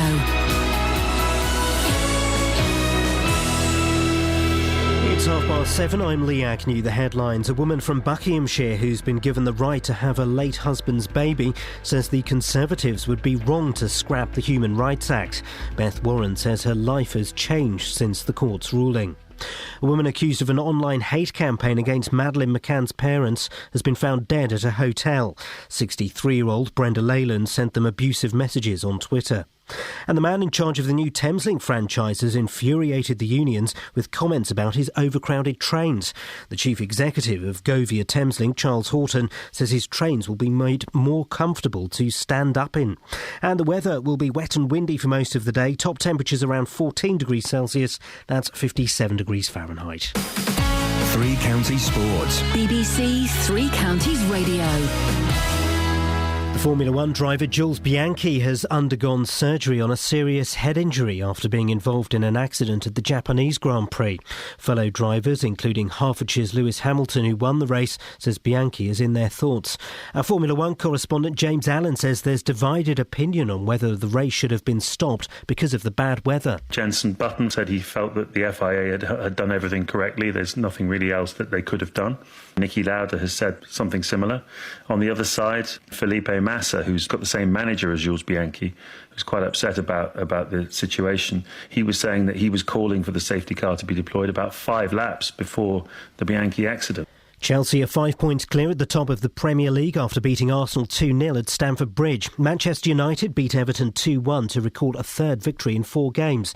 United manager Louis van Gaal says it was a nervy ending to the game. Of course, always, and they get chances from outside the box and they shoot very good. But also in this matter, De Gea was fantastic. There was victory for the MK Dons and draws for both Wycombe and Watford. Luton Town picked up another 3 points after a 2-1 win at Stevenage. Hatters manager John Still gave credit to the borough. They worked hard, they battled hard, they responded to their support, and I think that they really give it every go. But today was our day. And finally in tennis, Novak Djokovic has won the China Open title for the 5th time. Maria Sharapova won the women's title. BBC Three Counties News and Sport, more at 7 o'clock. If you hear a whisper, give us a shout. Iain Lee. BBC Three Counties Radio. Put that ruddy thing away. It really annoys you. And yet that catchphrase has caught on. What, put that ruddy thing away? No. That's my catchphrase. I've got a very sore bottom, and I was hoping as a friend you would investigate qualified. it. You don't need to be medically qualified to see if it looks normal or not. Sounds like it's smart. Go and see a doctor. So where are we this morning? What are we talking about this morning? All Just kinds of have a little stuff. round-up, and then we'll take a phone call and do some texts. We're and stuff. talking about... I've never seen that button before. Call me now. 08459 455 555. There is a button twinkling its little eye at me down there on the... It's right by the floor. See, and now you've spotted it. You can't take your eyes off it, can you? I can't take my eyes off it, and it's just... it just turns the radio on and it comes back on. It's wonderful. It's the ultimate power. That's what that button is. Yeah. I wonder if it works when JVS is on here. We'll find out. We'll find out the hard way. No, don't. I wouldn't if I were you. The life out of me. Don't mess with him. So your stories about buttons in general, please. 08459 455 555. What else are we talking about? We're also discussing this story, and I think Ian's going to talk to you about this in a second, story of the park in Luton where parents have been complaining that local street drinkers have started going there since they were moved on from elsewhere in the town. It looks as if the Borough Council is going to move them on from there as well. Are we just shifting the problem about? Well, what was interesting was that Dealey said that they're going to look at offering them help as well, although, as we heard from the two gentlemen this morning, morning, they don't think they've got a problem. Which is fine. They were just in a park at, 8:30? Yeah. So I think it's sad. I think it is too. Yeah. Fair point about Jeremy Kyle, though. Yeah, you don't want to stick around watching that rubbish, particularly whilst you're drunk. Well, there was something... There was also, they were talking about the Twitter troll. Oh, yeah, was Sky right to have confronted that woman? I think they were. OK, here we go. I think they were... But maybe doorstepping her, maybe going up to her with a load of cameras and a microphone, or a camera and a microphone, maybe that was inappropriate. Maybe they needed to talk to her in a more, in a safer, in a private environment. Actually, maybe it wasn't their job. Maybe it was the police's job to be talking to her in a safe and private environment. It's a good story. Am I saying that? Look at that. I'm saying it's a good story. I've been here too long. Time for me to leave. Bye. It's, you know... OK, but they didn't name her, they said. They didn't name her, but they showed her face and they gave her Twitter handle. Yeah. So they pretty much... People who I mean, as I say, I've had abuse sent to me on Twitter from right nut jobs. And you get really vile things. stuff from people who would not dream of saying that to your face. But the difference is, as far as I'm aware, this woman was... The McCanns aren't on Twitter, so whatever she was saying on Twitter, I believe she was saying she suspected the McCanns had either at least been responsible by neglect or had done something culpable. It has to be said as well. She's not the only one saying stuff like that. Loads of people are saying it. Loads of people. And now there is a huge backlash, even bigger backlash against the police, against Sky and against the McCanns from this woman's supporters. So could it have been done in a different way? Should it have been done in a different way? Or is you know, do these people need to be confronted? And it's just such a tough one to I don't quite know what my thoughts are on it. And that's the point, isn't it? It's still such a grey area. We're still getting used to the fact that this way of expressing your thoughts, whatever thoughts they may be, is out there and anyone can write on there.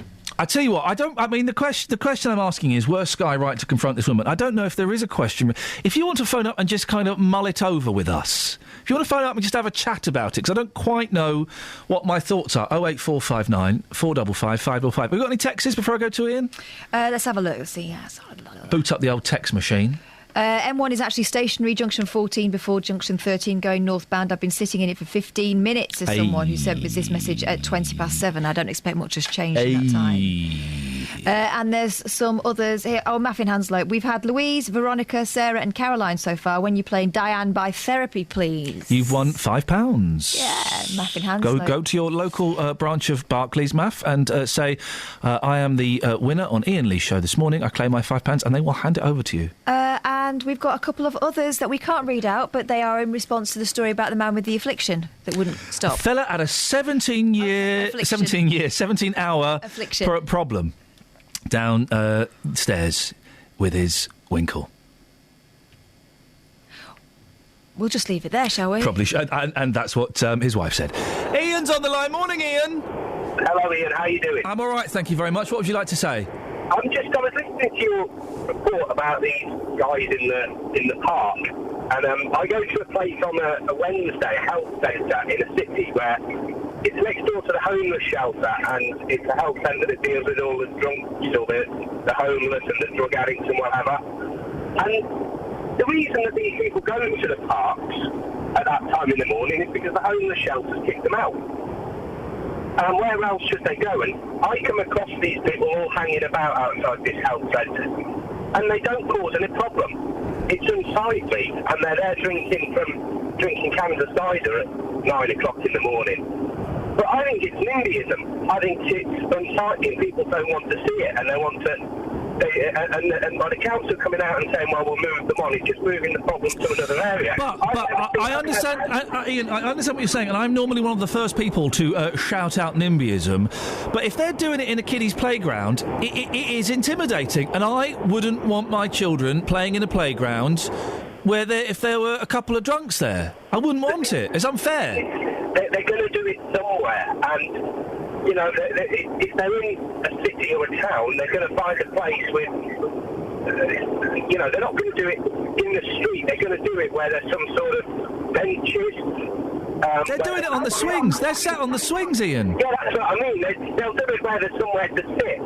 And that naturally means it's going to be some sort of park, and it leads to a children's area. I think that these people really need help, and rather than moving them on, let's see how they can get help rather than just saying, oh, well, you will just move them on. That's not going to help them. Well, it's really, really upsetting when you see them in the morning. Yeah. Well, well, first of all, the two chaps. Some of these may be homeless, but the two chaps that Justin spoke to, they have homes. They live in flats. The council has said that they're going to offer them help, but the key thing is they don't recognise that they're alcoholics, so they don't think they need help. So if they are offered help, they won't accept it. I think that I don't believe they live in a flat.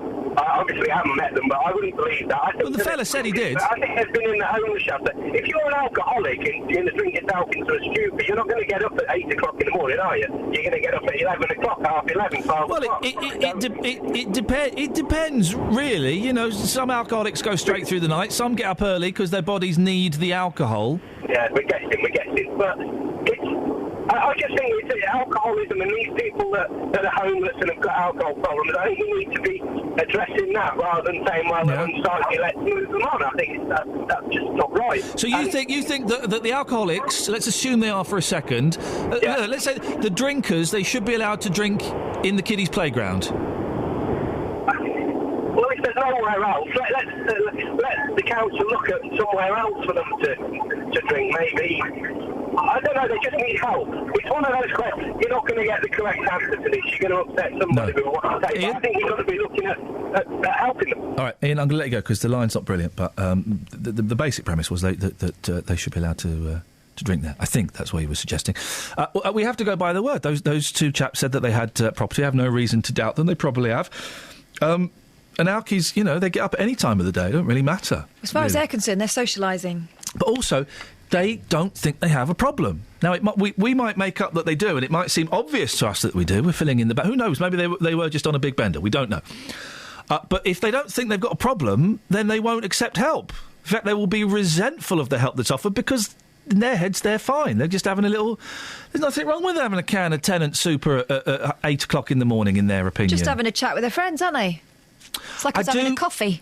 And listen, regular listeners to this show will know I have the greatest sympathy for alcoholics and addicts of any kind. But I do think that them being in a kiddie's playground is... I think that's especially unfair. Can I just say, I think anyone who is not a kid or a parent of a child shouldn't be in the playground anyway. It's intimidating. Where I live, it's the teenagers, and they'll sit on the swings and swear and carry on. If there are bigger kids at the playground, and I'll let them have a little go. But if they start getting too aggressive or effing and jeffing, oi, yeah, oi, watch the little ones. Isn't that funny? Because I would never speak up for myself. I would never do that. But as soon as they start dropping flipping F-bombs, whatever it might be, the mum face comes out, and I do speak up, and I tell them to pick up their litter as well. I become my dad.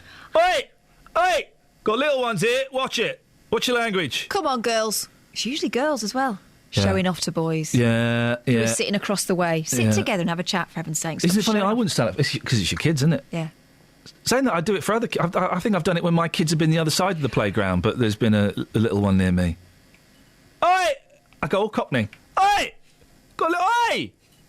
Oi! Watch it. Do that. And they normally do pipe down, don't they? Yeah. Probably swear under their breath, but if that makes them look clever. Tim in Bronham says he's just crossed over the M1 between junction 13 and 14, and it's running well now. Hey, good, well done. Good for you, Tim. Thank you, mate. Phil says, today's news, whatever your opinion on it, it shows that nowadays, if you live by the keyboard, you can die by the keyboard. Well, we don't know. I mean, we don't really know what's happened. No. Well... But it's interesting, isn't it, that these days you've got to be... See, I keep swinging back and forth. Now I'm thinking, yes, we do need to shine a light on these... I don't want to call a woman who's just taking her own life an idiot, but we do need to shine a light on these bullies.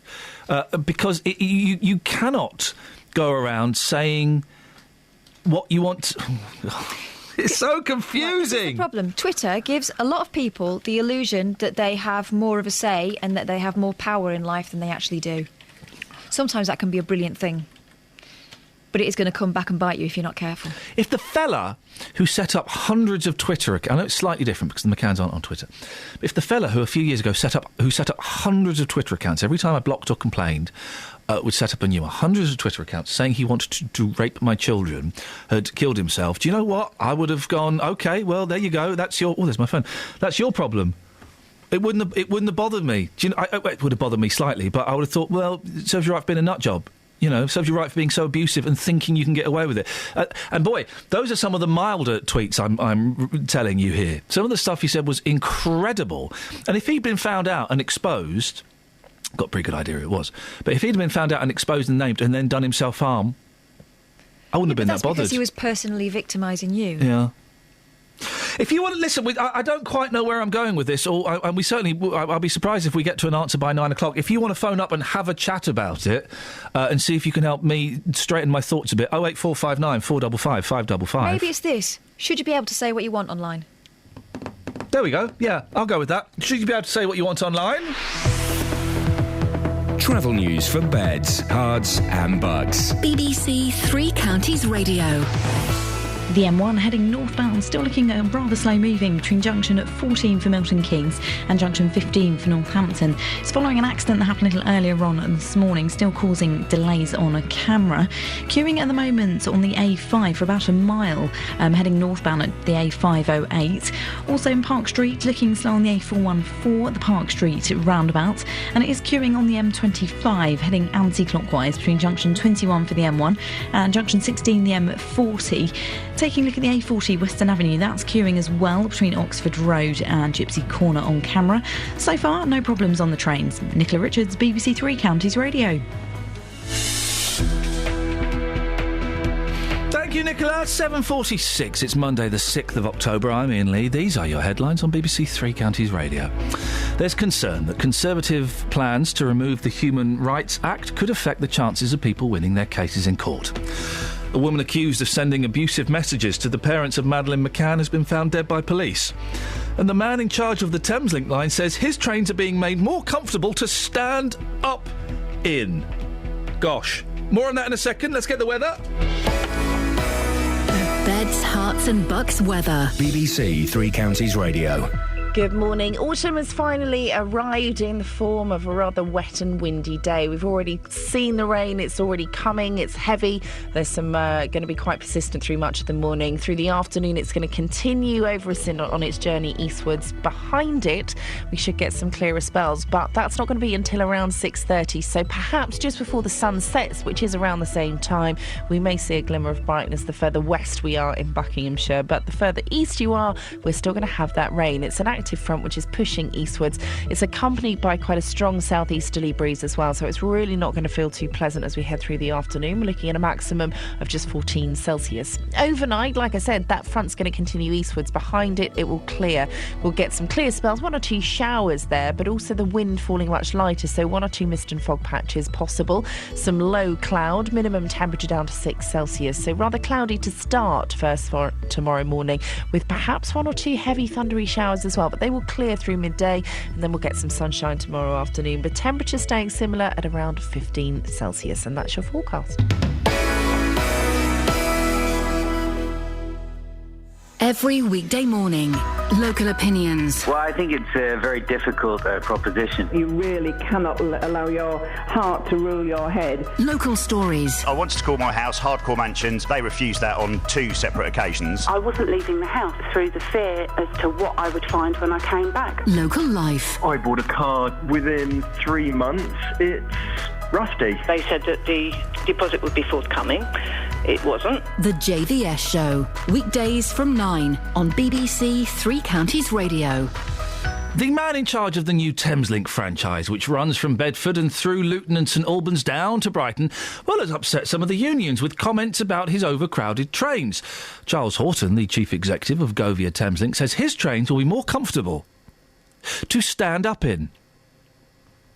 Joining me now is Steve Headley, the Assistant General Secretary of the RMT Union. Morning, Steve. Good morning, how are you? Yeah, fine, thanks. Why does this upset you so much? Well, I think it's not just me that upsets. I think it's going to be the people that have to stand for an hour and a half on the trains. I mean, surely they should be providing space for people to sit down on the trains, running either more cars or more services. I mean, bearing in mind that people in Britain pay the most, for, not just in Europe, but anywhere in the world, for their train services per kilometre. What do you propose they do instead, Steve? Well, I think they should run more services. They should increase the length of the trains, put on more cars on the trains. and perhaps make it a bit cheaper as well.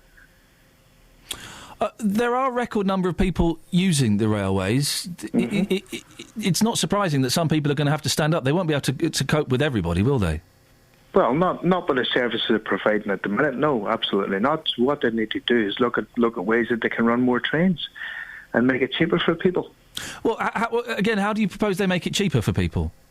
Well, if they run more services, and I mean, if you look at these train operating companies, they are running a massive profit and getting subsidised by the government as well. So I think that there's room there.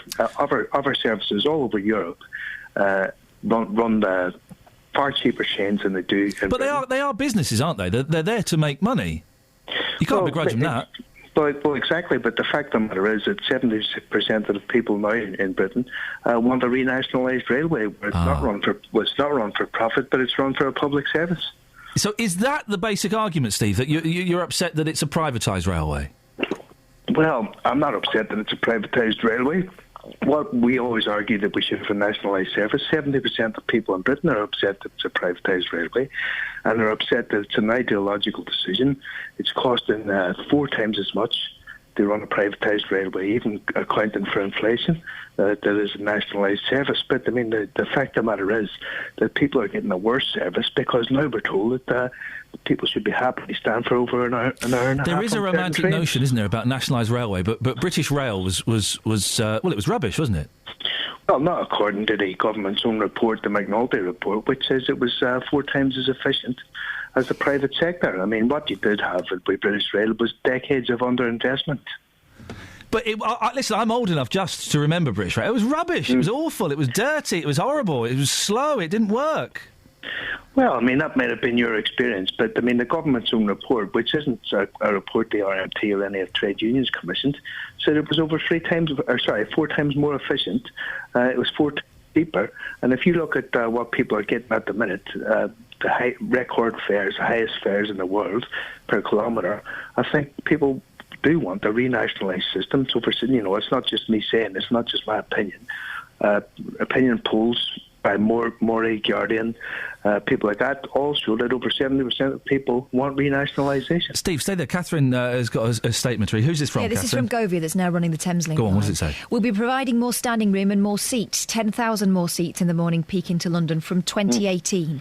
That's because although there'll be fewer seats per carriage than on today's older, cramped Thameslink trains, we'll have lots of longer trains and more frequent trains. To make journeys more comfortable, we'll be doing away with the unpopular 3 seats in a row configuration and creating wider stand-back areas behind the doors. Wider stand-back areas are essential to allow people to get on and off the trains as they cross central London at frequencies similar to those of the Tube, with trains arriving in each direction every 2 to 3 minutes. More seats? Well, what they've said is that they're going to have more seats, but also more standing room. Yeah, so best of both worlds. Well, not if you have to stand. You might not have to stand because there are more seats. Well, look, they're obviously not going to have the capacity for everybody to sit, because if you look at the logic of your own argument and, stop trying to go for silly sound bites, you would see that they were going to provide more standing room. Obviously, there's going to be more people standing. Just remind me, Catherine, sorry, because I'm obviously chasing a silly soundbite. How many more seats did they say they were going to have by 2018? 10,000. So, Steve, you've asked for more seats. You're going to get 10,000 more seats. Well, the capacity is going to, as you've already pointed out, the capacity is also already at record numbers, and it's going to increase exponentially. So you're going to have more and more people forced to stand up on trains. I'm confused. You've asked for more seats, Steve. More services, and you're getting more seats and more services. Let me put it to you in terms that you'll understand. Then. Thank you, Steve. Please do. If the number of passengers is going to increase. Steve, keep it friendly, mate. No need to be patronising. Come on. No, you're trying to be patronising, and you're just trying to be silly. No, Steve, I'm not. You've said. Steve, I can do this all day. You said you want more seats. Well, if you're interested in making, I'm not interested in being patronised and insulted by someone who's not listening.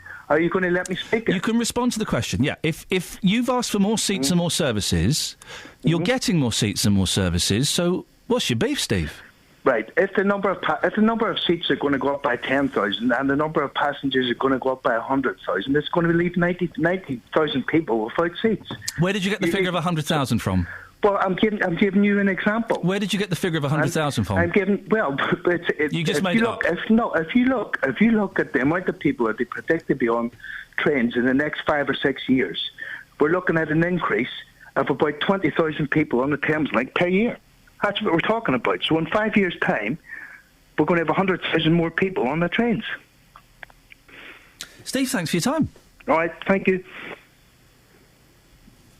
Steve Headley there, the Assistant General Secretary of the RMT Union, and, well, dare I say it, a little bit rude. Across beds, hearts and bucks. This is Iain Lee. BBC Three Counties Radio. Very rarely do I express my politics, but why do I always fall out with my socialist brothers? Where does that come from?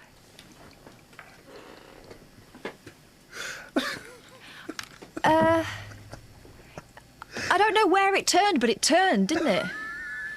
And boy, it was hard to get it back. Oh, man alive, Steve. When did you start going for sound bites and being silly? I thought we were asking a question. I don't even know. I'm still not quite sure what soundbite is. Anyway, well, thank you, Catherine, and thank you for giving me the look to say, calm down. It's appreciated. Oh, it was disbelief, to be honest. It was. Dennis is on the line. Good morning, Dennis. Good morning, Iain. Good morning. Are you going to have a go at me for no reason? Not at all. OK, good. No, can I just say, by the way, we're asking, have you ever pressed the wrong button? I've got a couple of tweets here. Dave says, I know someone who pressed the wrong button and shut down an entire North Sea oil rig for 3 days, costing millions. Oops. And Shelley says, there's a button at work I never dreamt of pressing until someone put a sticker on saying, do not turn off. It's always the way, isn't it? OK, guys. Dennis! Yes? Yes, sir. You were talking about people getting worried about twittering people. Yeah. Why did they bother to read them?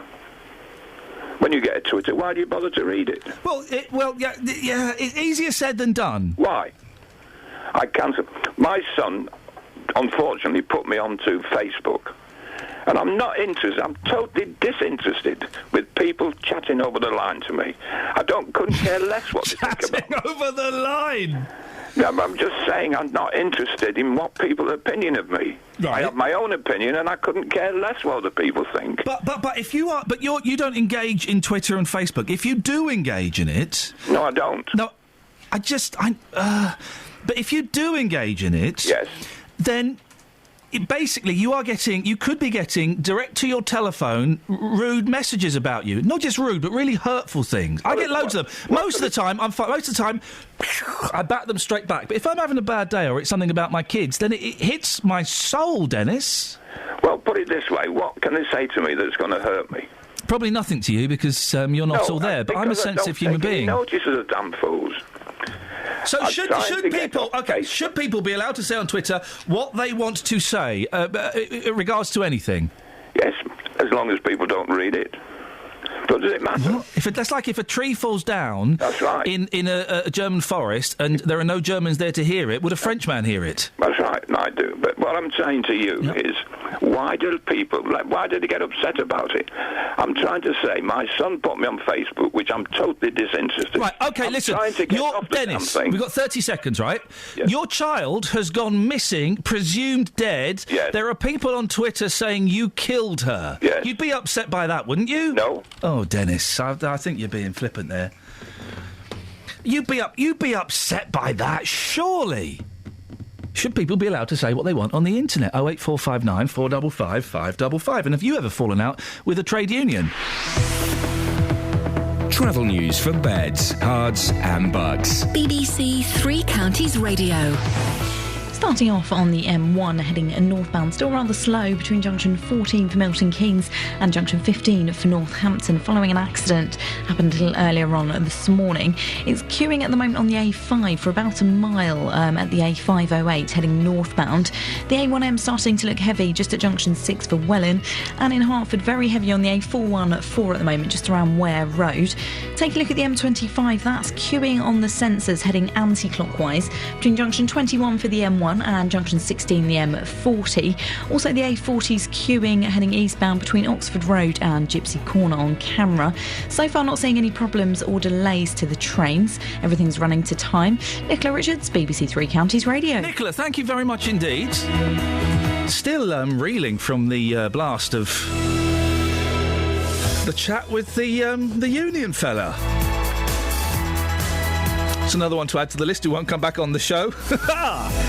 Never mind. It all makes for good listening, huh? I'm going to bring you up to my level, dear listener. Come with us. Local and vocal across beds, hearts and bucks. This is BBC Three Counties Radio.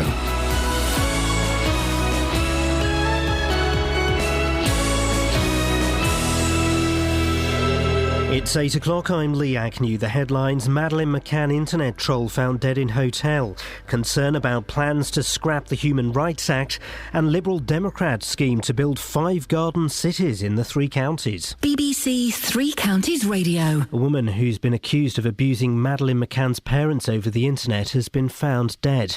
Brenda Leyland was named last week as one of a number of people who'd used their Twitter accounts to attack Jerry and Kate McCann. Rebecca Williams explains. A few days ago, she was a focus of a Sky News report where the reporter Martin Brunt went to her house and confronted her. Now, when he asked her why she was using Twitter to abuse the McCann, she said she was entitled to do so.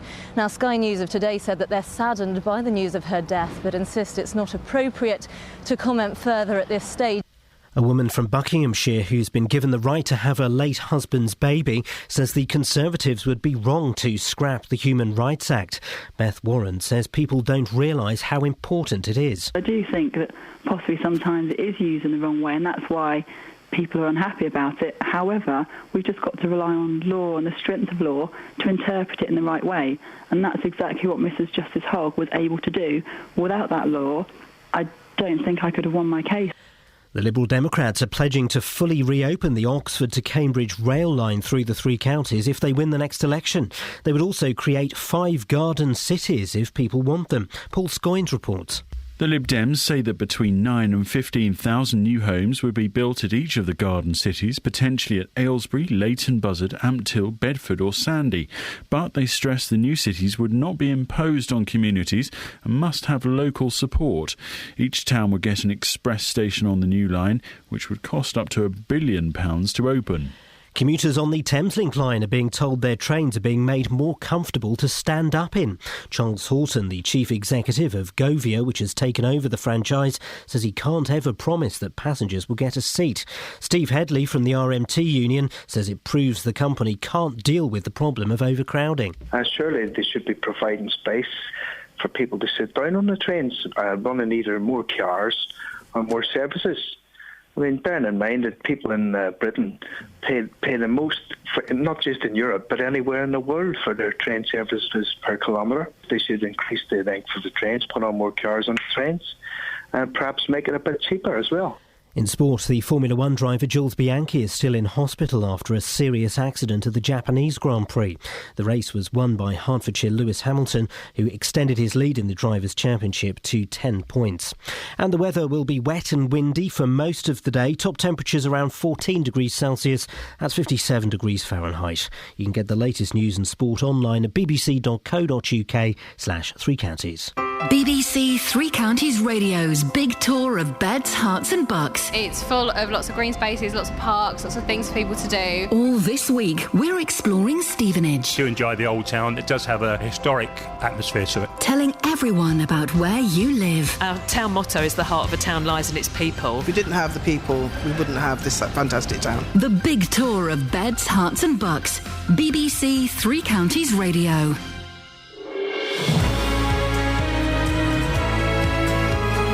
Morning! This is Iain Lee, BBC Three Counties Radio. What a busy morning we've got. Well, so far I've fallen out with the head of a union and still not quite sure why. Lots to talk about this morning. Human rights. We'll be talking about human rights in a bit. Do you think we've got too many? 08459 455 555. Were Sky right to confront that woman who'd been saying, well, unpleasant things about the McCanns online? Technically, she's not a troll, I don't think, because she wasn't sending the messages directly to the McCanns. She's now killed herself. We're making up that there's a connection. We don't know yet. But should you be allowed to say anything you want on the internet? And also, there are some drunks in a park in Luton. They don't think they've got a problem.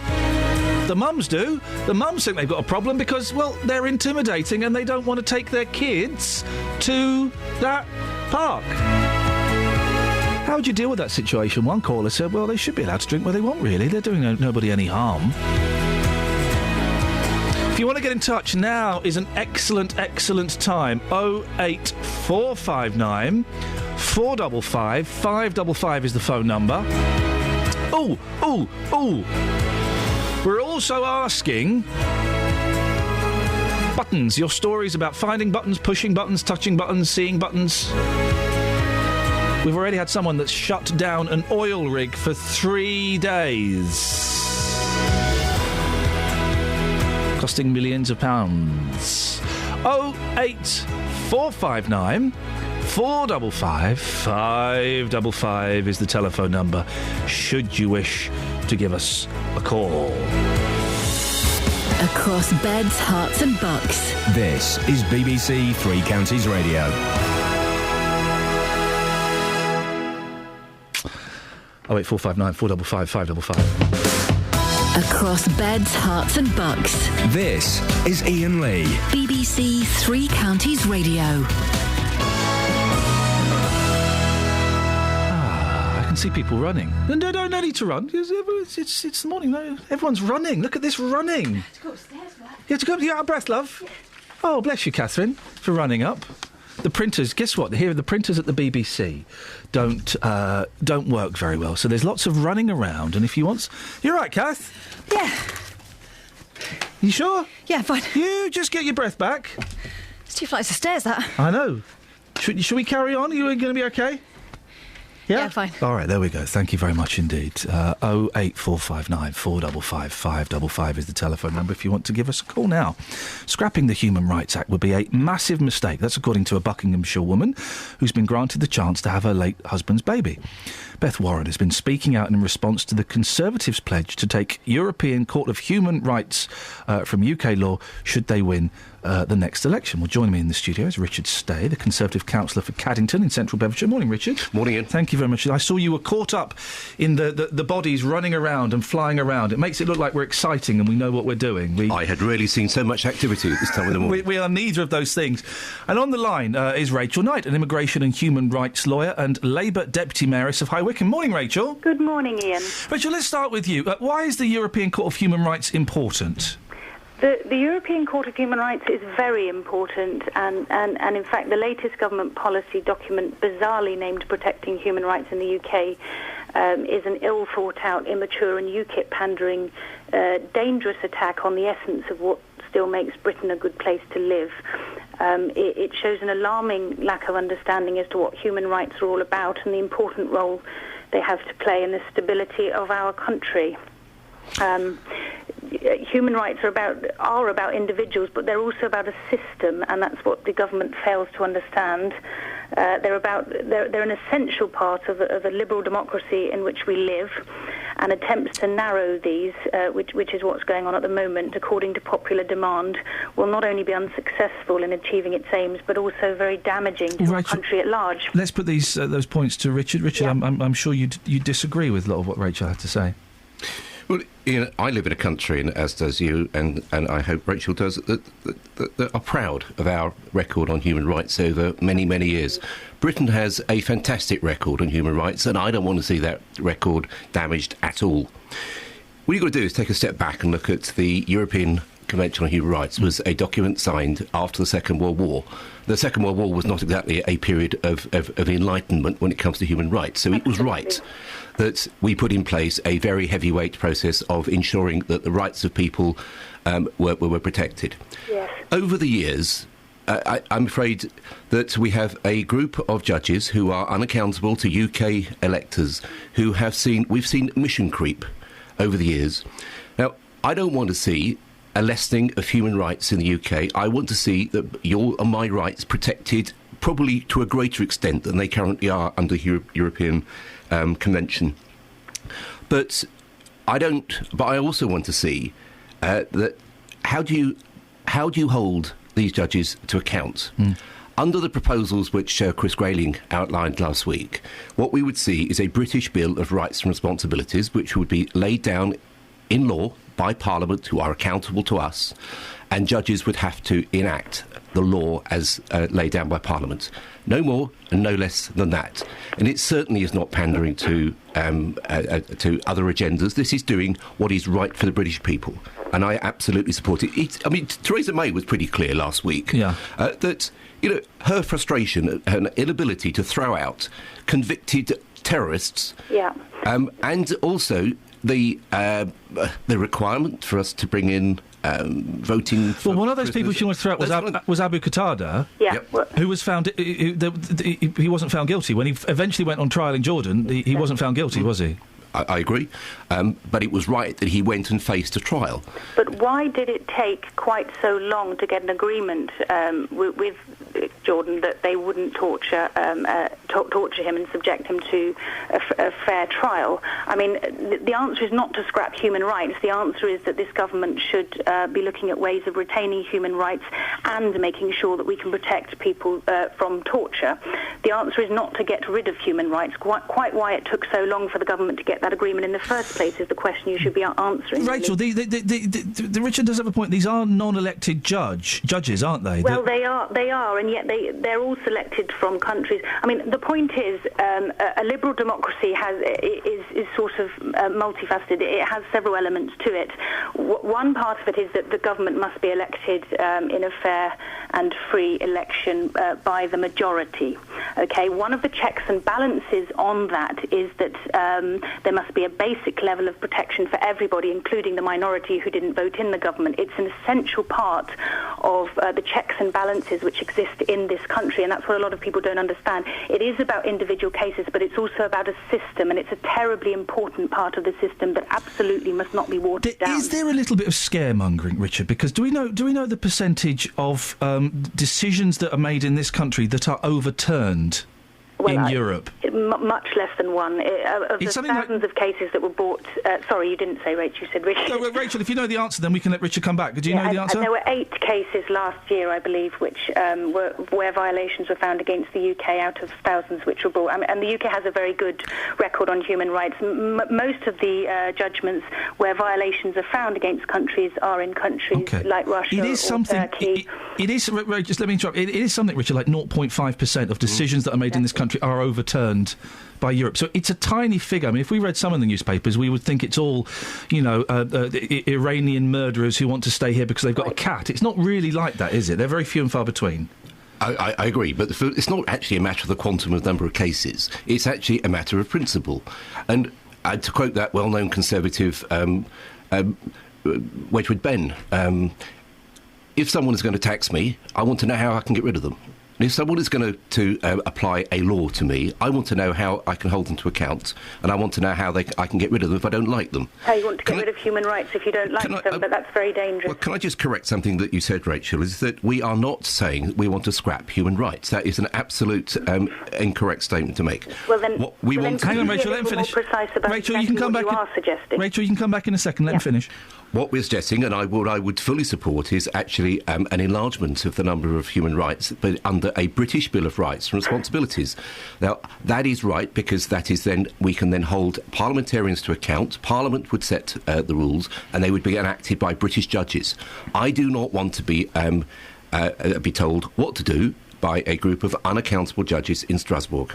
If you've read the paper, which I'm sure you have, it's certainly the tone of the paper is very much talking about reducing the power of Strasbourg and the number of human rights. It's not talking about enlarging them. There's no mention that in the paper at all.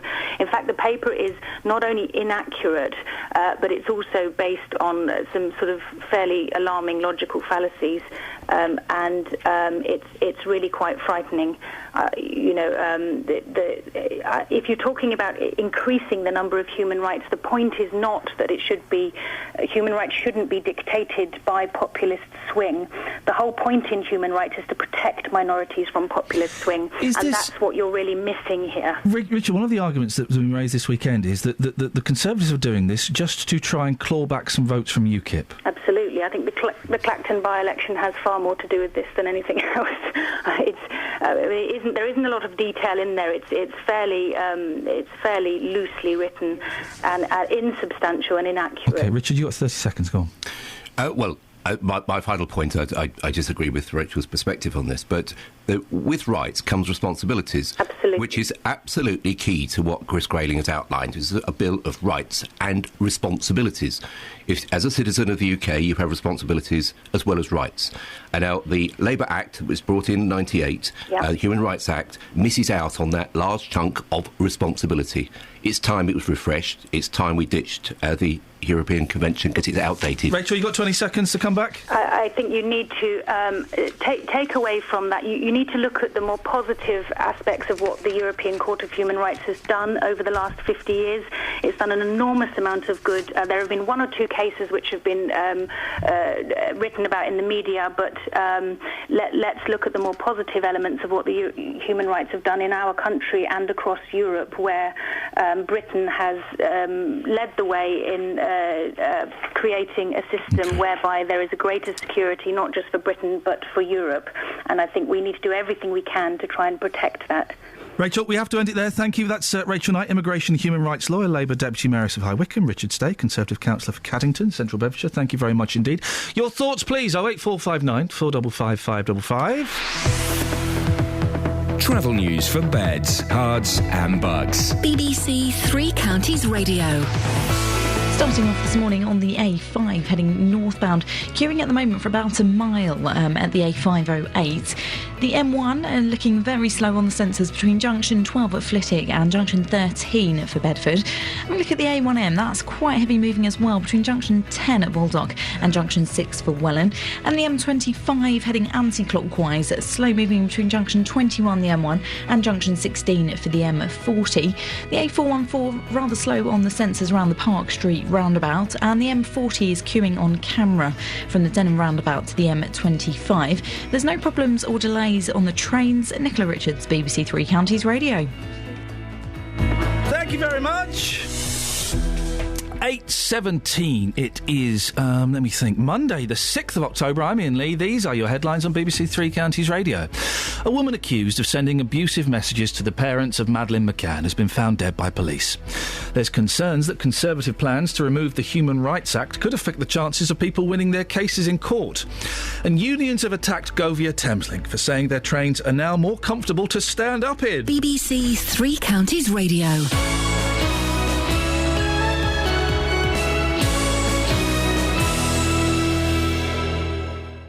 BBC Three Counties Radio's big tour of beds, hearts and bucks. It's full of lots of green spaces, lots of parks, lots of things for people to do. I've never really thought about leaving. Bought me houses here and that's it. All this week, we're exploring Stevenage. I've never found anywhere that has so much to offer. I do enjoy the old town. It does have a historic atmosphere to it. Telling everyone about where you live. Beautiful local place to walk our dogs around and enjoy the area. The parks and the gardens are fantastic. It's very clean, it's very friendly. The big tour of beds, hearts and bucks. Our town motto is the heart of a town lies in its people. If we didn't have the people, we wouldn't have this fantastic town. From BBC Three Counties Radio. On FM, AM, online and digital radio. This is Iain Lee. What's wrong with your BBC hand? Three Counties Radio. Had an itch. That wasn't just a scratch you were giving it. That was you got fleas or something. Ooh, that's a little itchy. You think you got problems? Why? What are your problems? Oh, my downstairs. What? What do you mean you're downstairs? Huh? Recoiled. I'm being told. There's ask hand him. gestures Don't coming ask from your him. team. My bum. What? Yeah, it's in a terrible state. What? Is it? People should be... Listen, this is serious, OK? God. This is actually serious. Listen, ease him in. Don't hit him with that straight away. People should be encouraged to talk about the state of their backsides. It takes away some of the shame and some of the embarrassment that people are feeling. I don't mind being the face of bums. What's the problem you've got? I'm hoping it's piles. Oh, dear. Yeah, you see? People should be allowed to have these conversations. There are men all over... Have it with your doctor. There are men all over beds, hearts and bucks going, I'm really glad that fella is talking about the state of his backside today because it gives me the courage to talk about it. Everyone else, enjoy your Frosties. You wait. The sales of Anusol will go up like nobody's business this morning, thanks to me. I want some shares in that. It's true, seriously. Terrible state. Oh, dear. Yeah. Well, you look all right. Well, my face does. Do you want to... No, I don't want to see. Okay. But, I mean, you're not sitting awkwardly, or... It's uncomfortable. Is it? Yeah, it is, actually. It is, yeah. It really is. Sorry? Dear. You're oversharing. I'm sharing with a mate. Not technically. I'm sharing with a colleague, a male colleague. Just anyone. I'm sharing with anyone the state of my backside. It was the first thing you told me this morning. Sorry, Alice? It was the first thing you said to me this morning. It was, good morning. Have you ever had it before? Yes. Have you? Oh, yeah, right. I've had it before. Well, you know the feeling then, don't you? Yeah. Get your mirror out. He has already, and I've heard all about it. Thanks for bringing that up. I've got a big mirror in the bathroom. Wow. Have you a big mirror on the In the bathroom, yeah. I thought it was always best to put it on the floor. I'm quite tall. And I could... Anyway, it doesn't matter. Oh, dear. Yeah. Well, anyway, I've had a nice weekend. Glad you're laughing at my uncomfortable bottom. How rude. I expected a sympathetic handshake, a firm handshake, or even a pat on the back. I won't be shaking your hand today, that's for sure. Dear, oh dear. 08459 455 555 is the phone number. What's on your show this morning? Coming up on the big phone in this morning, we're going to discuss this McCann troll, Brenda Leyland. And from 9 this morning, the question I'm going to be asking is, was it wrong to publicly shame the McCann troll Brenda Leyland, a 63-year-old woman who was accused of targeting internet abuse at the family of Madeleine McCann, has been found dead in a hotel. Brenda Leyland, who posed under the name Sweepy Face, was found dead days after being confronted outside her home by a Sky News reporter. She told the journalist that she was entitled to do what she did. Jerry McCann has told the BBC he doesn't read comments online as he finds them upsetting. But he does think more trolls should be charged. And from 9 this morning, I want your reaction to this. Was it wrong to publicly shame the McCann troll, Brenda Leyland? I mean, I guess some people would argue that although it's terribly sad for her family, she is a woman who has, for a considerable amount of time, hidden behind her keyboard, sending nasty, snidey little comments to a family or about a family who have lost... Because they're not on Twitter. A small child. And no. I do think that is an important thing. They're not on Twitter. So as far as I'm aware, she hasn't been sending them directly to the McCanns. No, but she has been, it would appear, running a bit of a campaign against the McCanns online. Whether they're on Twitter or not, there is, of course, in a public space, the chance that they may well have read some of the comments or have heard about the comments. She was exposed as... some people would argue bullies should be, stand up to bullies, and ultimately, wasn't she just bullying online? And her reaction to being exposed, it would appear, was to end her life. Well, should we feel bad for her? Should we feel bad that she was named and shamed for what she did? Or do you think it's just an unfortunate consequence of her actions? She was the one that decided she would spend so much time targeting abuse at the McCanns. She was the one who decided that she would do it for whatever reason.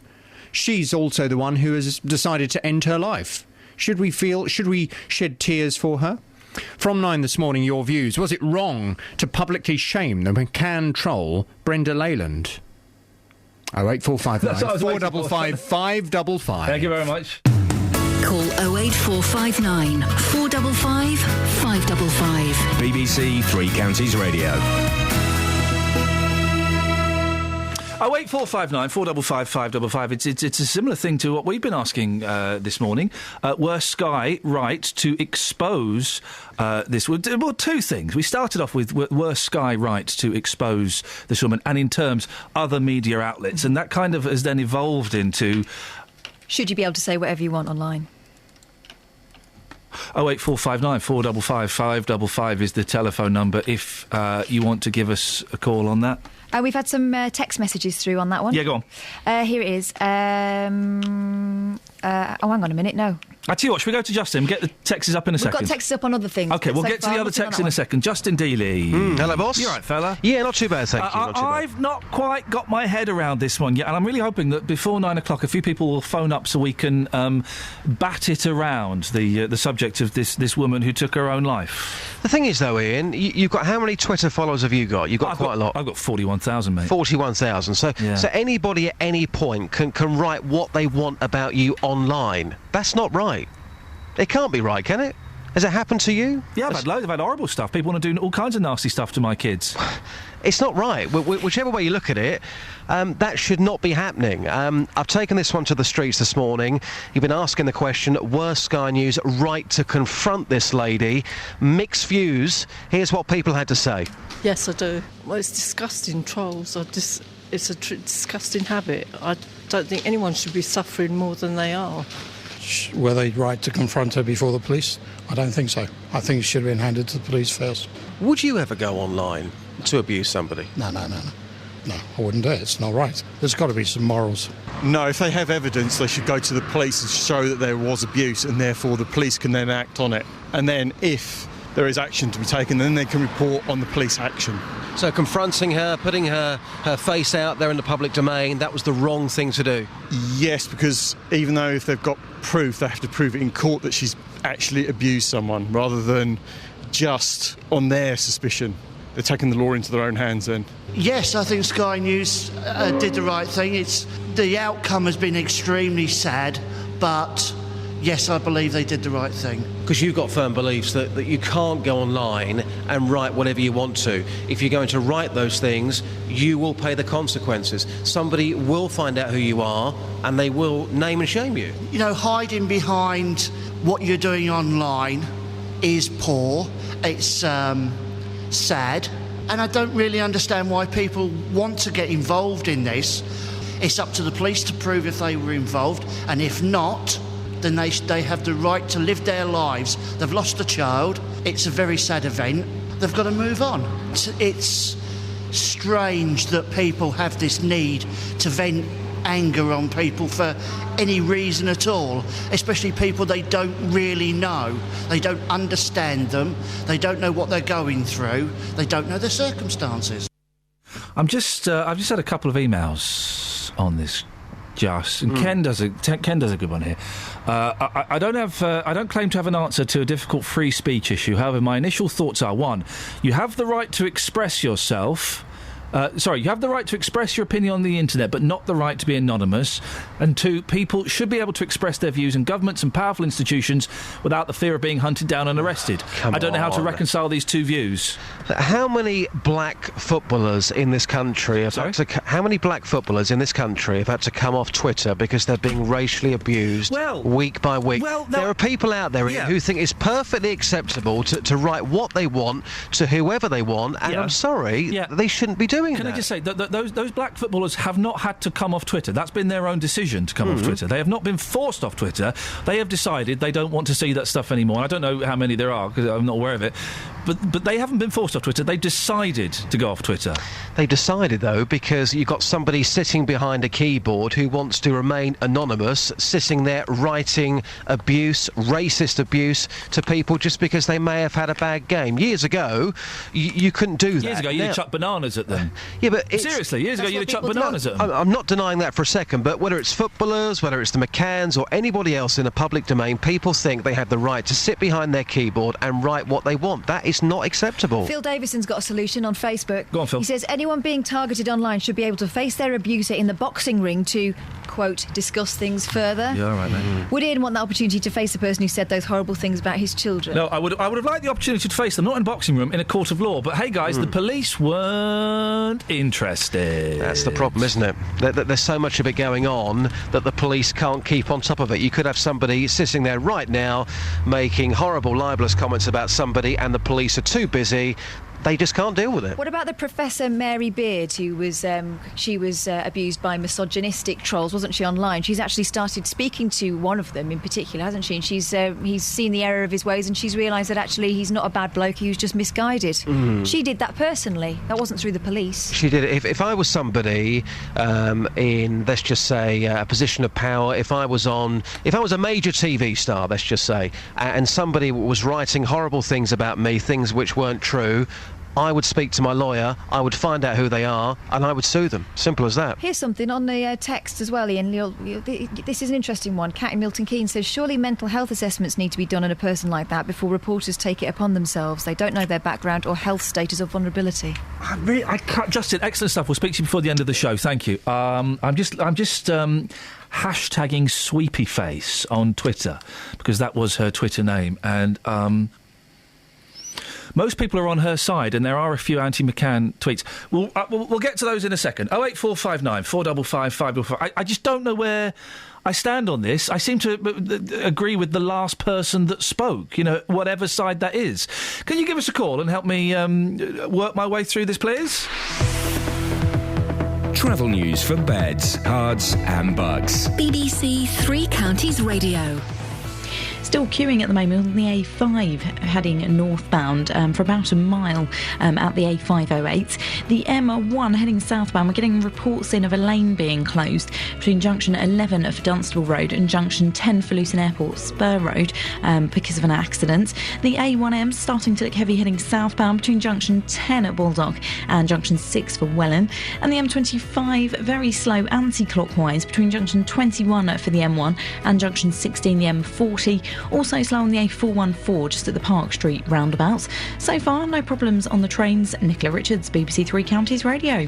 Across beds, hearts and bugs. This is BBC Three Counties Radio.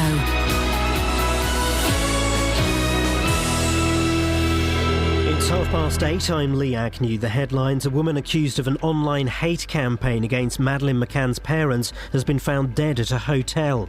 63-year-old Brenda Leyland sent them abusive messages on Twitter. A human rights lawyer from Buckinghamshire says scrapping the Human Rights Act would be a terrible decision. Rachel Knight from High Wycombe says it would be a seriously backwards move for Britain.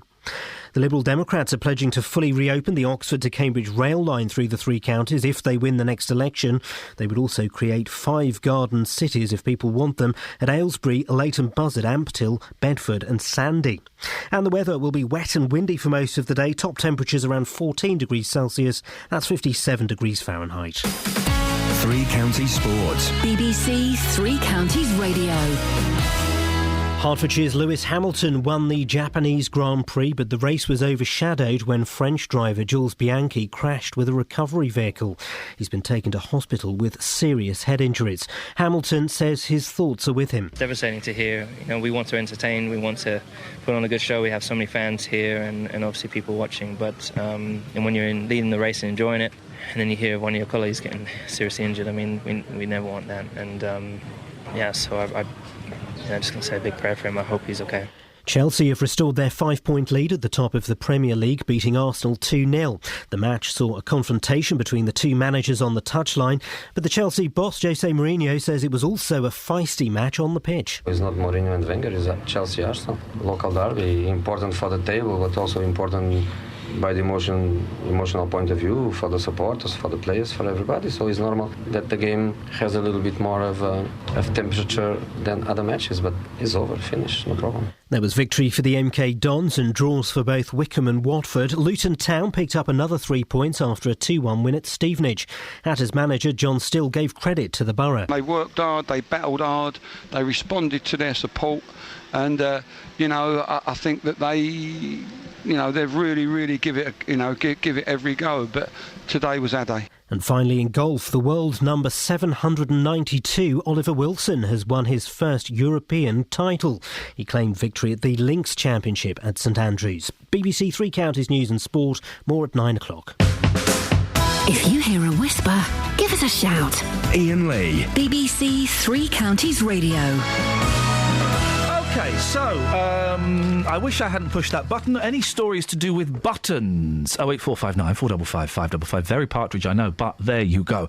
I guess that the thing that seems to be getting you hot under the collar is this story. 63-year-old woman who was part of an online hate campaign against Madeleine McCann's parents has been found dead in a Leicestershire hotel room. Page 11 of The Times. We go to page 11 of The Times. If we can get our fingers to work. There we go. A 63-year-old woman who was part of an online campaign of hate against Madeleine McCann's parents has been found dead. Now, do they use the word troll? Because I'm not sure if we are going to be specific about this. I don't think she necessarily was a troll. Because a trolling, I think, is when you contact that person directly, isn't it? I think so, yeah, when it's to get a rise out of that person. Brenda Leyland's body was discovered in a Leicestershire hotel room on Saturday after she was identified as one of dozens of people accused of trolling Kate and Jerry McCann under the alias Sweepy Face. Her death came days after she was tracked down to her home in Burton Overy, Leicestershire, and confronted by a Sky News correspondent. Now, the question we were asking initially is, before we kind of evolved that question into a higher level, were Sky right to confront this woman and expose this woman? Did you see the footage? I saw a tiny bit of the footage. I heard about 45 seconds of it on the radio. Yeah. And my honest reaction, part of me was going, yes, get in there, well done. I felt my knee-jerk reaction, and I'm kind of learning not to trust my knee-jerk reaction, but my knee-jerk reaction was, this is a good thing that's being done, because these internet bullies have had it too soft too long. I watched it. And then I didn't think about it beyond that. Right, OK. Didn't think about it beyond that. I watched it and thought, really? That's it? And that's what they're splashing all over Twitter?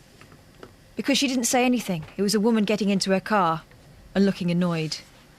And I wondered whether it was worth it, apart from just showing her face, which is clearly what that was all about. Now, I don't know exactly what she was saying. I think the basis of what she was saying online was that the McCanns killed Maddie. That, I think, was the basis. Now, I don't know whether she was expressing this in a calm, rational way, or whether she was being very, very nasty, OK? Someone has tweeted me, how long after a crime has gone unsolved are you allowed to have a theory about it publicly? There's a difference between publicly and targeting it to the person involved, isn't there? But the McCanns aren't on Twitter, so it wasn't being targeted directly at them. Now, I don't know what this woman has said under the alias of Sweepy Face. I don't know. The account is closed down now, so I can't see how anonymous it was, and I can't see exactly what she was saying, whether it was abusive or whether it was simply putting forward hypotheses. But the fact is that Maddie is still missing. We still don't know what happened to her.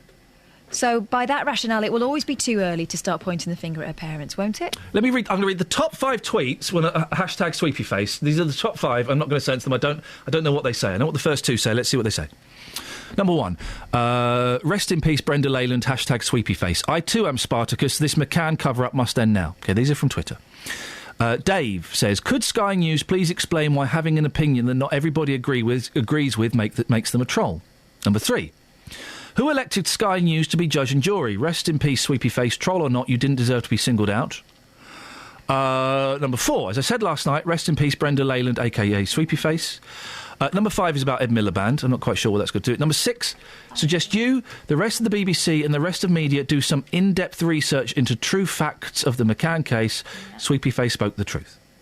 So, I don't know what point 5 is. But the first 5 points about this woman say it was unfair and actually she was putting forward a theory. So I can just see the next one is actually against her. I see all the pros frantically trying to delete any incriminating evidence with regards to Sweepy Face. You can't clean her inbox, Deanna. So one of those is kind of anti her. The majority are pro her. I don't know. Were they right to out her? There was talk of a police investigation. Maybe they should have let the police investigation go on. Maybe they should have got in touch with her and said, we believe you've been doing this. Can we set up a chat? She would probably have said no. I don't know. Then you kind of expand it.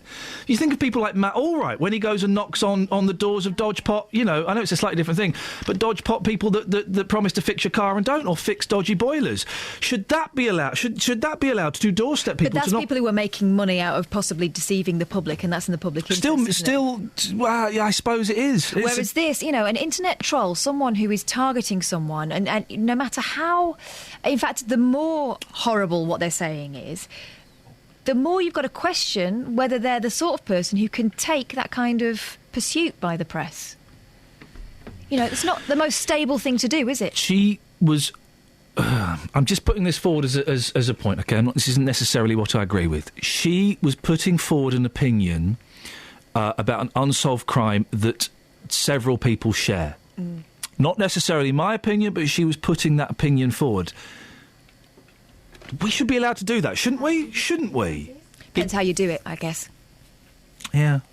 Here's something through... 08459 455 555, by the way. Here's an email from G2D. Yeah. Big fan since T4, absolute legend. I think he's talking about you.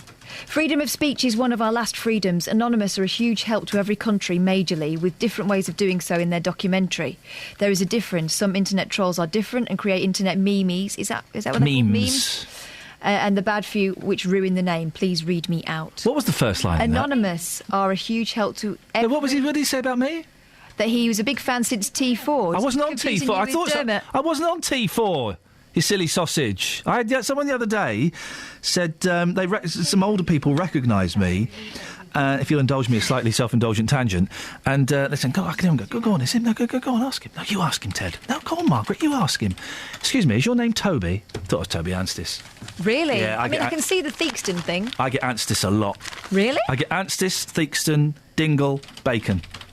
Yeah. Wow. Yeah. Which one hurts the most? Dingle, right? No, Dingle. I like Dingle now because I've been in touch with Marlon Dingle. He gets it in reverse as well. So we're kind of brothers. What hurts the most? It's Anstis. That one really hurts. I mean, at least the others have got a modicum of talent and personality. Oh, youch. Lynn's on the line. Morning, Lynn.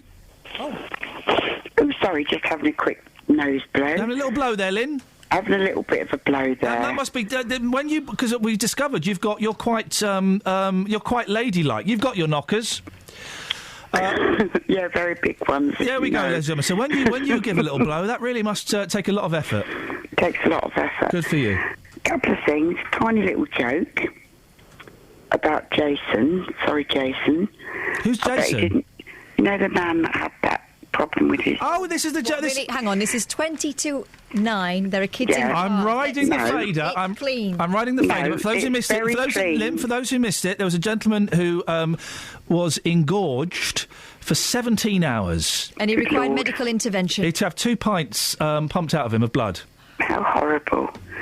But I wanted to say it must have been so hard for him. He didn't know whether he was coming or going. Ladies and gentlemen, thank you very much indeed. It must have been very, very difficult for him. Yes.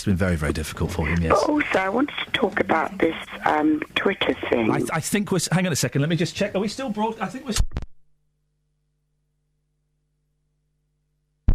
There we go. OK, thank you then, yes. Just because you found a red button doesn't mean you have to use it. Yeah? This Twitter thing... I think it's appalling. I mean, I don't have Twitter or anything, and I'm not important enough for anyone to bother tweeting me anyway. No. But that lady, whatever she did, was totally unacceptable. And you said yourself, you've had people put things on Twitter threatening your children. I think there's something really sick about these people. There is something very sick about these people. But should we want to? But shouldn't we be allowed? Gosh, shouldn't we be allowed to speak our minds about unsolved cases? Put forward our opinions. Not really, because why? Well, I just think the McCann's been through enough. And also, there was a thing I was reading. It's just insulting to people. It's insulting them. Yeah. And also, I was reading something in Hello Mag the other day, which I don't usually buy, but it had George Clooney's wedding, so I wanted to have a look. Yeah? Oh, for goodness sakes, Lynn. I'm sorry, I don't normally buy it, please forgive me. Yes. But there was a thing, interview with Tamara Eccleston. Oh, yeah, the billionaire's daughter. Yeah, she's got a £60 million house. I thought it was $6 million when I first read it. She had beautiful. I once did a voiceover for a documentary about her. A documentary! She had a bath that cost something like £250,000. It was made out of... It may have been £1 million, actually. This bath was £1 million. It was made out of crystal. Yeah, but she's got a lot of money, so... And who can... Who'd begrudge her that, you know? Who could knock her?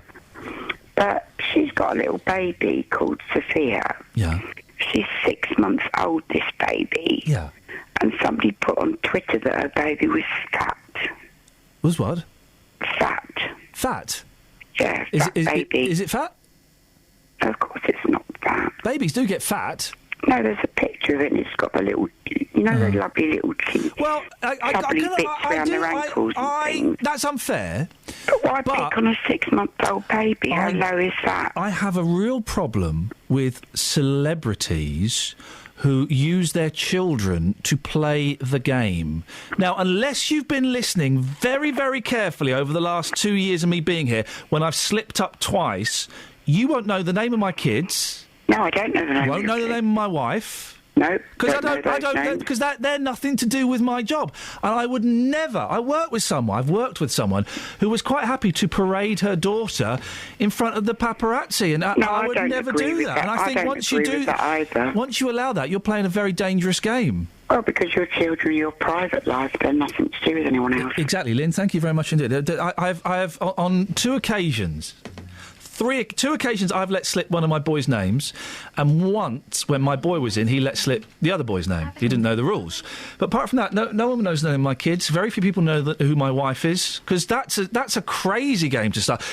Once you turn up at a red carpet event with your kids, that's it, game over. It's open season on your children. I also think it ruins your own fun, because I can say what I want about members of my family. No one knows. No one knows the name of your family. No one knows the name of your family because, and for some people they do, and that's kind of fine. But once you start. Once you start naming them or once you've allowed a photograph to be taken at a red carpet event, then your kids are public. You can't claw that back. And they're nothing to do with you lot. I don't mind talking about them, but I'm not going to tell you their names or what they look like or anything like that. None of your business. None of your business. They are cute, though. Yeah, they're well cute. Done. Well done on those kids. One of them is. The other one's, right, you know.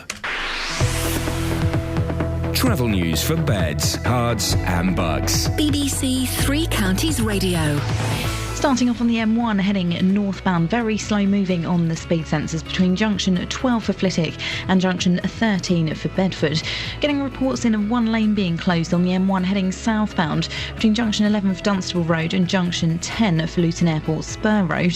The A1M's looking heavy southbound between junction 10 at Bulldog and junction 6 for Welland. And on the sensors, the M25 looking heavy heading anti-clockwise between junction 21 for the M1 and junction 16 the M40. Also, the A414 looking rather slow moving around the Park Street roundabout. Not seeing any problems or delays on the trains. Nicola Richards, BBC Three Counties Radio. Nicola, thank you very much. 8:46. It's Monday the 6th of October. I'm Iain Lee. These are your headlines on BBC Three Counties Radio. A woman accused of sending abusive messages to the parents of Madeleine McCann has been found dead by police. A human rights lawyer from Buckinghamshire says Conservative plans to scrap the Human Rights Act would be a backward step for Britain. And the RMT union has attacked Govia Thameslink for saying their trains are now more comfortable to stand up in. Let's get the weather.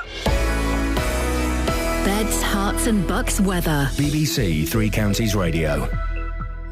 It's a rather wet and windy day today across all 3 counties, actually. We've already started to see it in most parts, just the far east that may have escaped it so far, but it's not long behind, I'm afraid. We're going to get this wet and windy weather, some persistent heavy rain, accompanied by a strong southeasterly breeze through much of today. Eventually it will clear eastwards by this evening. We may see a glimmer of brightness if you're out in Buckinghamshire, for example, by the end of the day before the sun sets, but for most of us it is going to stay rather wet and windy right the way until the sun sets. Then this front's going to continue on its journey eastwards. Behind it, we'll get some clearer spells. The wind falls a lot lighter behind it as well, which means we could get a bit of mist and fog develop through the early hours of tomorrow morning. Bit of low cloud developing and temperatures down to around 6 Celsius. For tomorrow, a rather cloudy start. We could get 1 or 2 heavy, maybe thundery showers first thing tomorrow morning, but eventually it will dry out. It will turn more showery, but we'll also see some sunshine tomorrow afternoon. And temperatures similar to today, around 14 or 15 Celsius, and that's your forecast.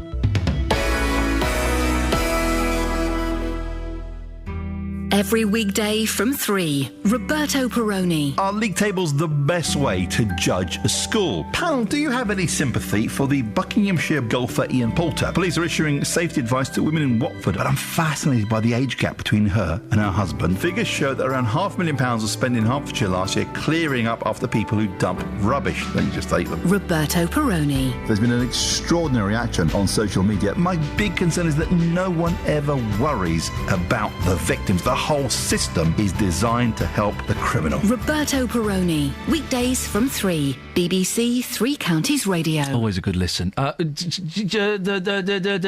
Scoins has just said I look like Niall Quinn. I don't know who Niall Quinn is. Niall Quinn? Niall Quinn. Who he?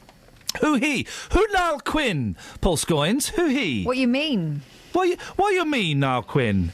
We've got some reaction to the story we've been doing this morning about the park that's become something of a no-go. Oh, this is a park in Luton where there are a load of boozers in there, and it's it's a proper park, with swings and stuff, and it's scaring parents and children away.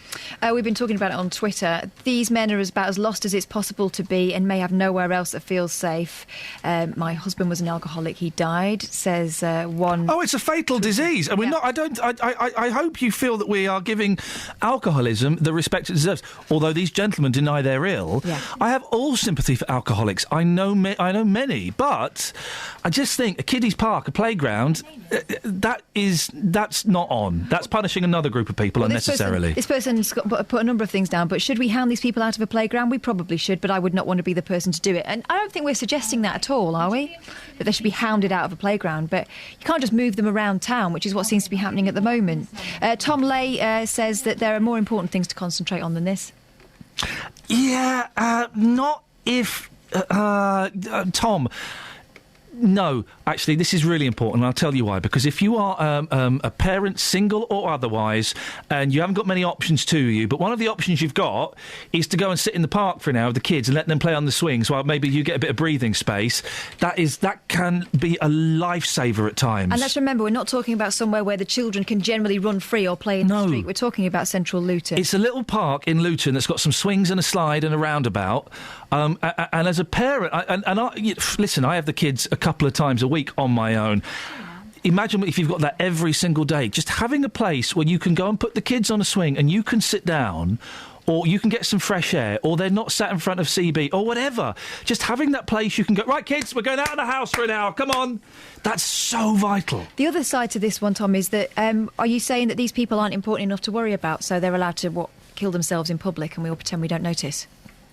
I think this is really important, actually, and the municipal parks, playgrounds for kids are vital, absolutely vital, and you don't realise that until you're a parent stuck at home with 1, 2, 3 kids every day. It will drive you nuts. Kids, we're going to the park. Brilliant. We need more of them. Tom, was it Tom who sent that? Yes. You're wrong. Sorry. 08459 455 555. If you want to give us a call on that. Any more? Or shall I go to the phones? No, Ollie. I think this is the Ollie that sent the email through. Ollie! Hello. What would you like to say, boss? It was just off my phone. Sorry? Wait. You said, what did you send off, right? We send the email off for. Never mind. I'm a big fan of yours. I used to watch you on T4 in the morning before school. Okay, I wasn't on T4. Wait, I remember it was just on Channel 4 or something. Yeah, I was on Channel 4 or something, yeah. Yeah. Well, I'm a big fan anyway, but I was just saying about the Twitter thing, that I do believe that there's a major thing that we should have with some anonymous, I can't say it, but being anonymous because of freedom of speech is one of our last freedoms, really, because of, if you think about everywhere you go, you're being watched by CCTV. Yeah. Like, even if you're not doing anything wrong, that you're still on the national database and you're like basically being tracked down number by number. Even if you're on social media, you're still part of like a big long list of numbers of people who've got an account. Right, but should you be allowed to be anonymous? I believe that to an extent. Have you ever had some? I don't know if you got kids, Ollie, but have you ever had someone threaten to rape your children, but do it anonymously? Well, I wasn't like gonna like praise her or anything. Or no, but let's not talk about her. Let's talk about my specific example. I have had someone who's threatened to harm my children in the most horrible way possible. They did it anonymously. Should that be allowed? Well, that to be fair, there should be like a word filter or something. Which Should they be allowed to do that?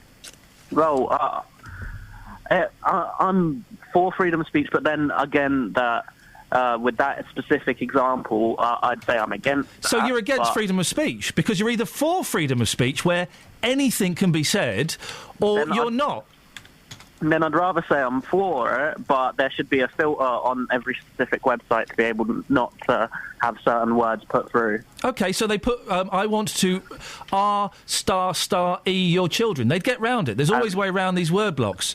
Listen, if you want to say it, but use your name. Have your picture so I know who I'm dealing with.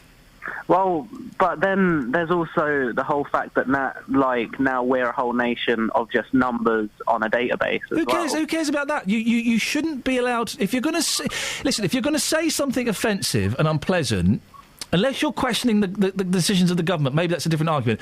But if you're going to say something unpleasant about an individual's family, then you should at least have the courage of your convictions to have your name on there. Well, I don't disagree with that, but I'm not saying I'm 100% for trolls. I say that there's a lot of trolls that get a bad name that just create internet pictures of cats. Really. Okay, Ollie, we've got to end it there. Those trolls with their internet pictures of cats, Just. Wow, is that the calibre of Iain Lee fans out there? I never did T4! I was never on T4! Oh, what was he talking about? That was you with Makita, though, wasn't it, right? Makita. I've met Makita. She's delightful. Now, Justin. Yeah? This is the one we set you a long time ago. In Bethlehem, so the Holy Bible says. Too early. Man, boy, child, now Jesus Christ, he was born on Christmas Day. Hark now, hear the angels sing, a king is born today, and man shall live forevermore because of Christmas Day. It's nearly Christmas, Just! Spontaneous round of applause. Oh, thank you, guys. Now, Justin, buttons. But I found the button that turns off BBC Three Counties Radio. How does that go? It goes, well, it's down here, it's a red button, you click it. Back on and it starts again. That's going to go horribly wrong for you one day. You've got to stop pressing that. Justin, you've taken this to the streets. Yeah. What's happened? Big issue of the day. Yeah. Random buttons and buttons that cause chaos. Two stories here, starting off with a fella who works in a petrol station. Have a listen to this. Sharaz, you've come across a mystery button. You work at a petrol station. Tell us about this mystery button. It was like the emergency button. Unfortunately, I pressed it and the pump was closed. It was an accident. So you closed the petrol station? Yeah. And I had to call up the technical team to rectify it. So this button, what shut down all the power in the petrol station? Yeah. All the pumps. For how long? Nearly half an hour. Did you feel like a right wally? Of course, everyone does. But now you've pressed that button, everybody else is fully aware of what that button can do, and you're all told, stay away from that button. Yep. Good man. Thanks for being honest. Take care. See you. Anya, you pressed a button that you'd never pressed before. Tell us where you were. Tell us what happened. I was at Yours Clothing in the mall in Luton, and there was this button that said press if you look gorgeous. So I thought it was going to call a member of staff. I pressed it and it said, oh, you look nice. So I was surprised. We've all... Catherine, you were telling me about something your sister did. Yeah, she hit the big red button on an escalator once in Deansgate, Manchester. Nearly flipped everyone off. Sorry? Apparently I did that as a youngster as well, and I don't remember it. Look, if you will give kids toys with great big shiny buttons on, then this is going to happen. Yeah. And I think I may have set off an alarm as well when I was younger, pressed an alarm. Did you flip everyone off? I don't think I knew how to do it at that age. It's that, isn't it? No. Oh, I'm sorry. Excellent stuff, Justin. I knew we'd get there in the end. No, we did. I was slightly disappointed that I didn't go onto the streets this morning about the man who had the blood drain. Thank you very much indeed. Thank you very much indeed. We've already probably got into serious trouble about that. Last caller on this show is Nick. Morning, Nick. Morning, Nick. Sorry, Iain. Oh, I love... Can I just stop you? That's my favourite thing on radio. It doesn't happen enough, is when the caller says their name. I love it. I love it. Thank you, Nick. You've made my day. What have you got for us? No, it's only because I've been listening to Nick Clegg on the other channel. Oh, blimey. Boo. He kind of grows on you. Yeah. But, no, I agree entirely with what you say. Everybody should have a name on a comment online, I think. I think if they don't, it just goes to show they haven't got any confidence in what they're really saying, and it's just one ego trip. But on this lady who's unfortunately been found dead in a hotel, there must. I think it's all speculation until we actually know what this so-called abuse was. As you say, there's abuse, there's trolling, there's allegations and things like this. What was she actually saying? Because there must have been something quite substantial in what she said for Sky News to approach her in the first place. Nick, well, can I just say one excellent call to end on? The voice of reason, and I say that as a compliment. You're right. We need to know more about the story, don't we? Exactly, yeah. Nick, thanks very much. Take care, bye-bye. Honestly, it's my favourite thing on radio phone-ins. You know why it is? Because I've been sitting waiting for their name. Yeah. Hello, Nick. I'm Nick. You're in. Yeah, I love it. That's made my day. And what a cracking phone call to end on as well. Right, that's it. That's your lot from me. Let's get some travel. Travel news for beds, cards and bugs. BBC Three Counties Radio. Starting off on the A1 heading northbound, rather slow between the Sandy roundabouts and the Black Cat roundabout on the sensors at the moment. The A1M, that's looking heavy heading southbound between junction 10 for Bulldog and junction 6 for Welland. And the M25 heading anti-clockwise, that's rather heavy between junction 21 the M1 and junction 16 for the M40. Queuing on the North Orbital Road at the moment at junction 21A for the M25. And the M40, that's queuing as well, heading northbound from the Denham roundabout to the M25. Taking a look so far at the trains, everything's running well across the three counties. Nicola Richards, BBC Three Counties Radio. Nicola, thank you very much indeed. Well, it looks like we got away with it again, didn't we? Thank you for all of your calls. Thank you, Catherine. Thank you, Alice. Thank you, Justin and Scoins. JVS up next from us until 6 tomorrow morning. Thank you very much. Ta-ta. Local and vocal across beds, hearts and bucks. This is BBC Three Counties Radio. Thank you, Ian. Good morning. Welcome to the JVS show. I'm Jonathan Vernon-Smith. Start of a new week, and on today's Big Phone-In... Was it wrong to publicly shame the McCann troll Brenda Leyland, a 63-year-old woman who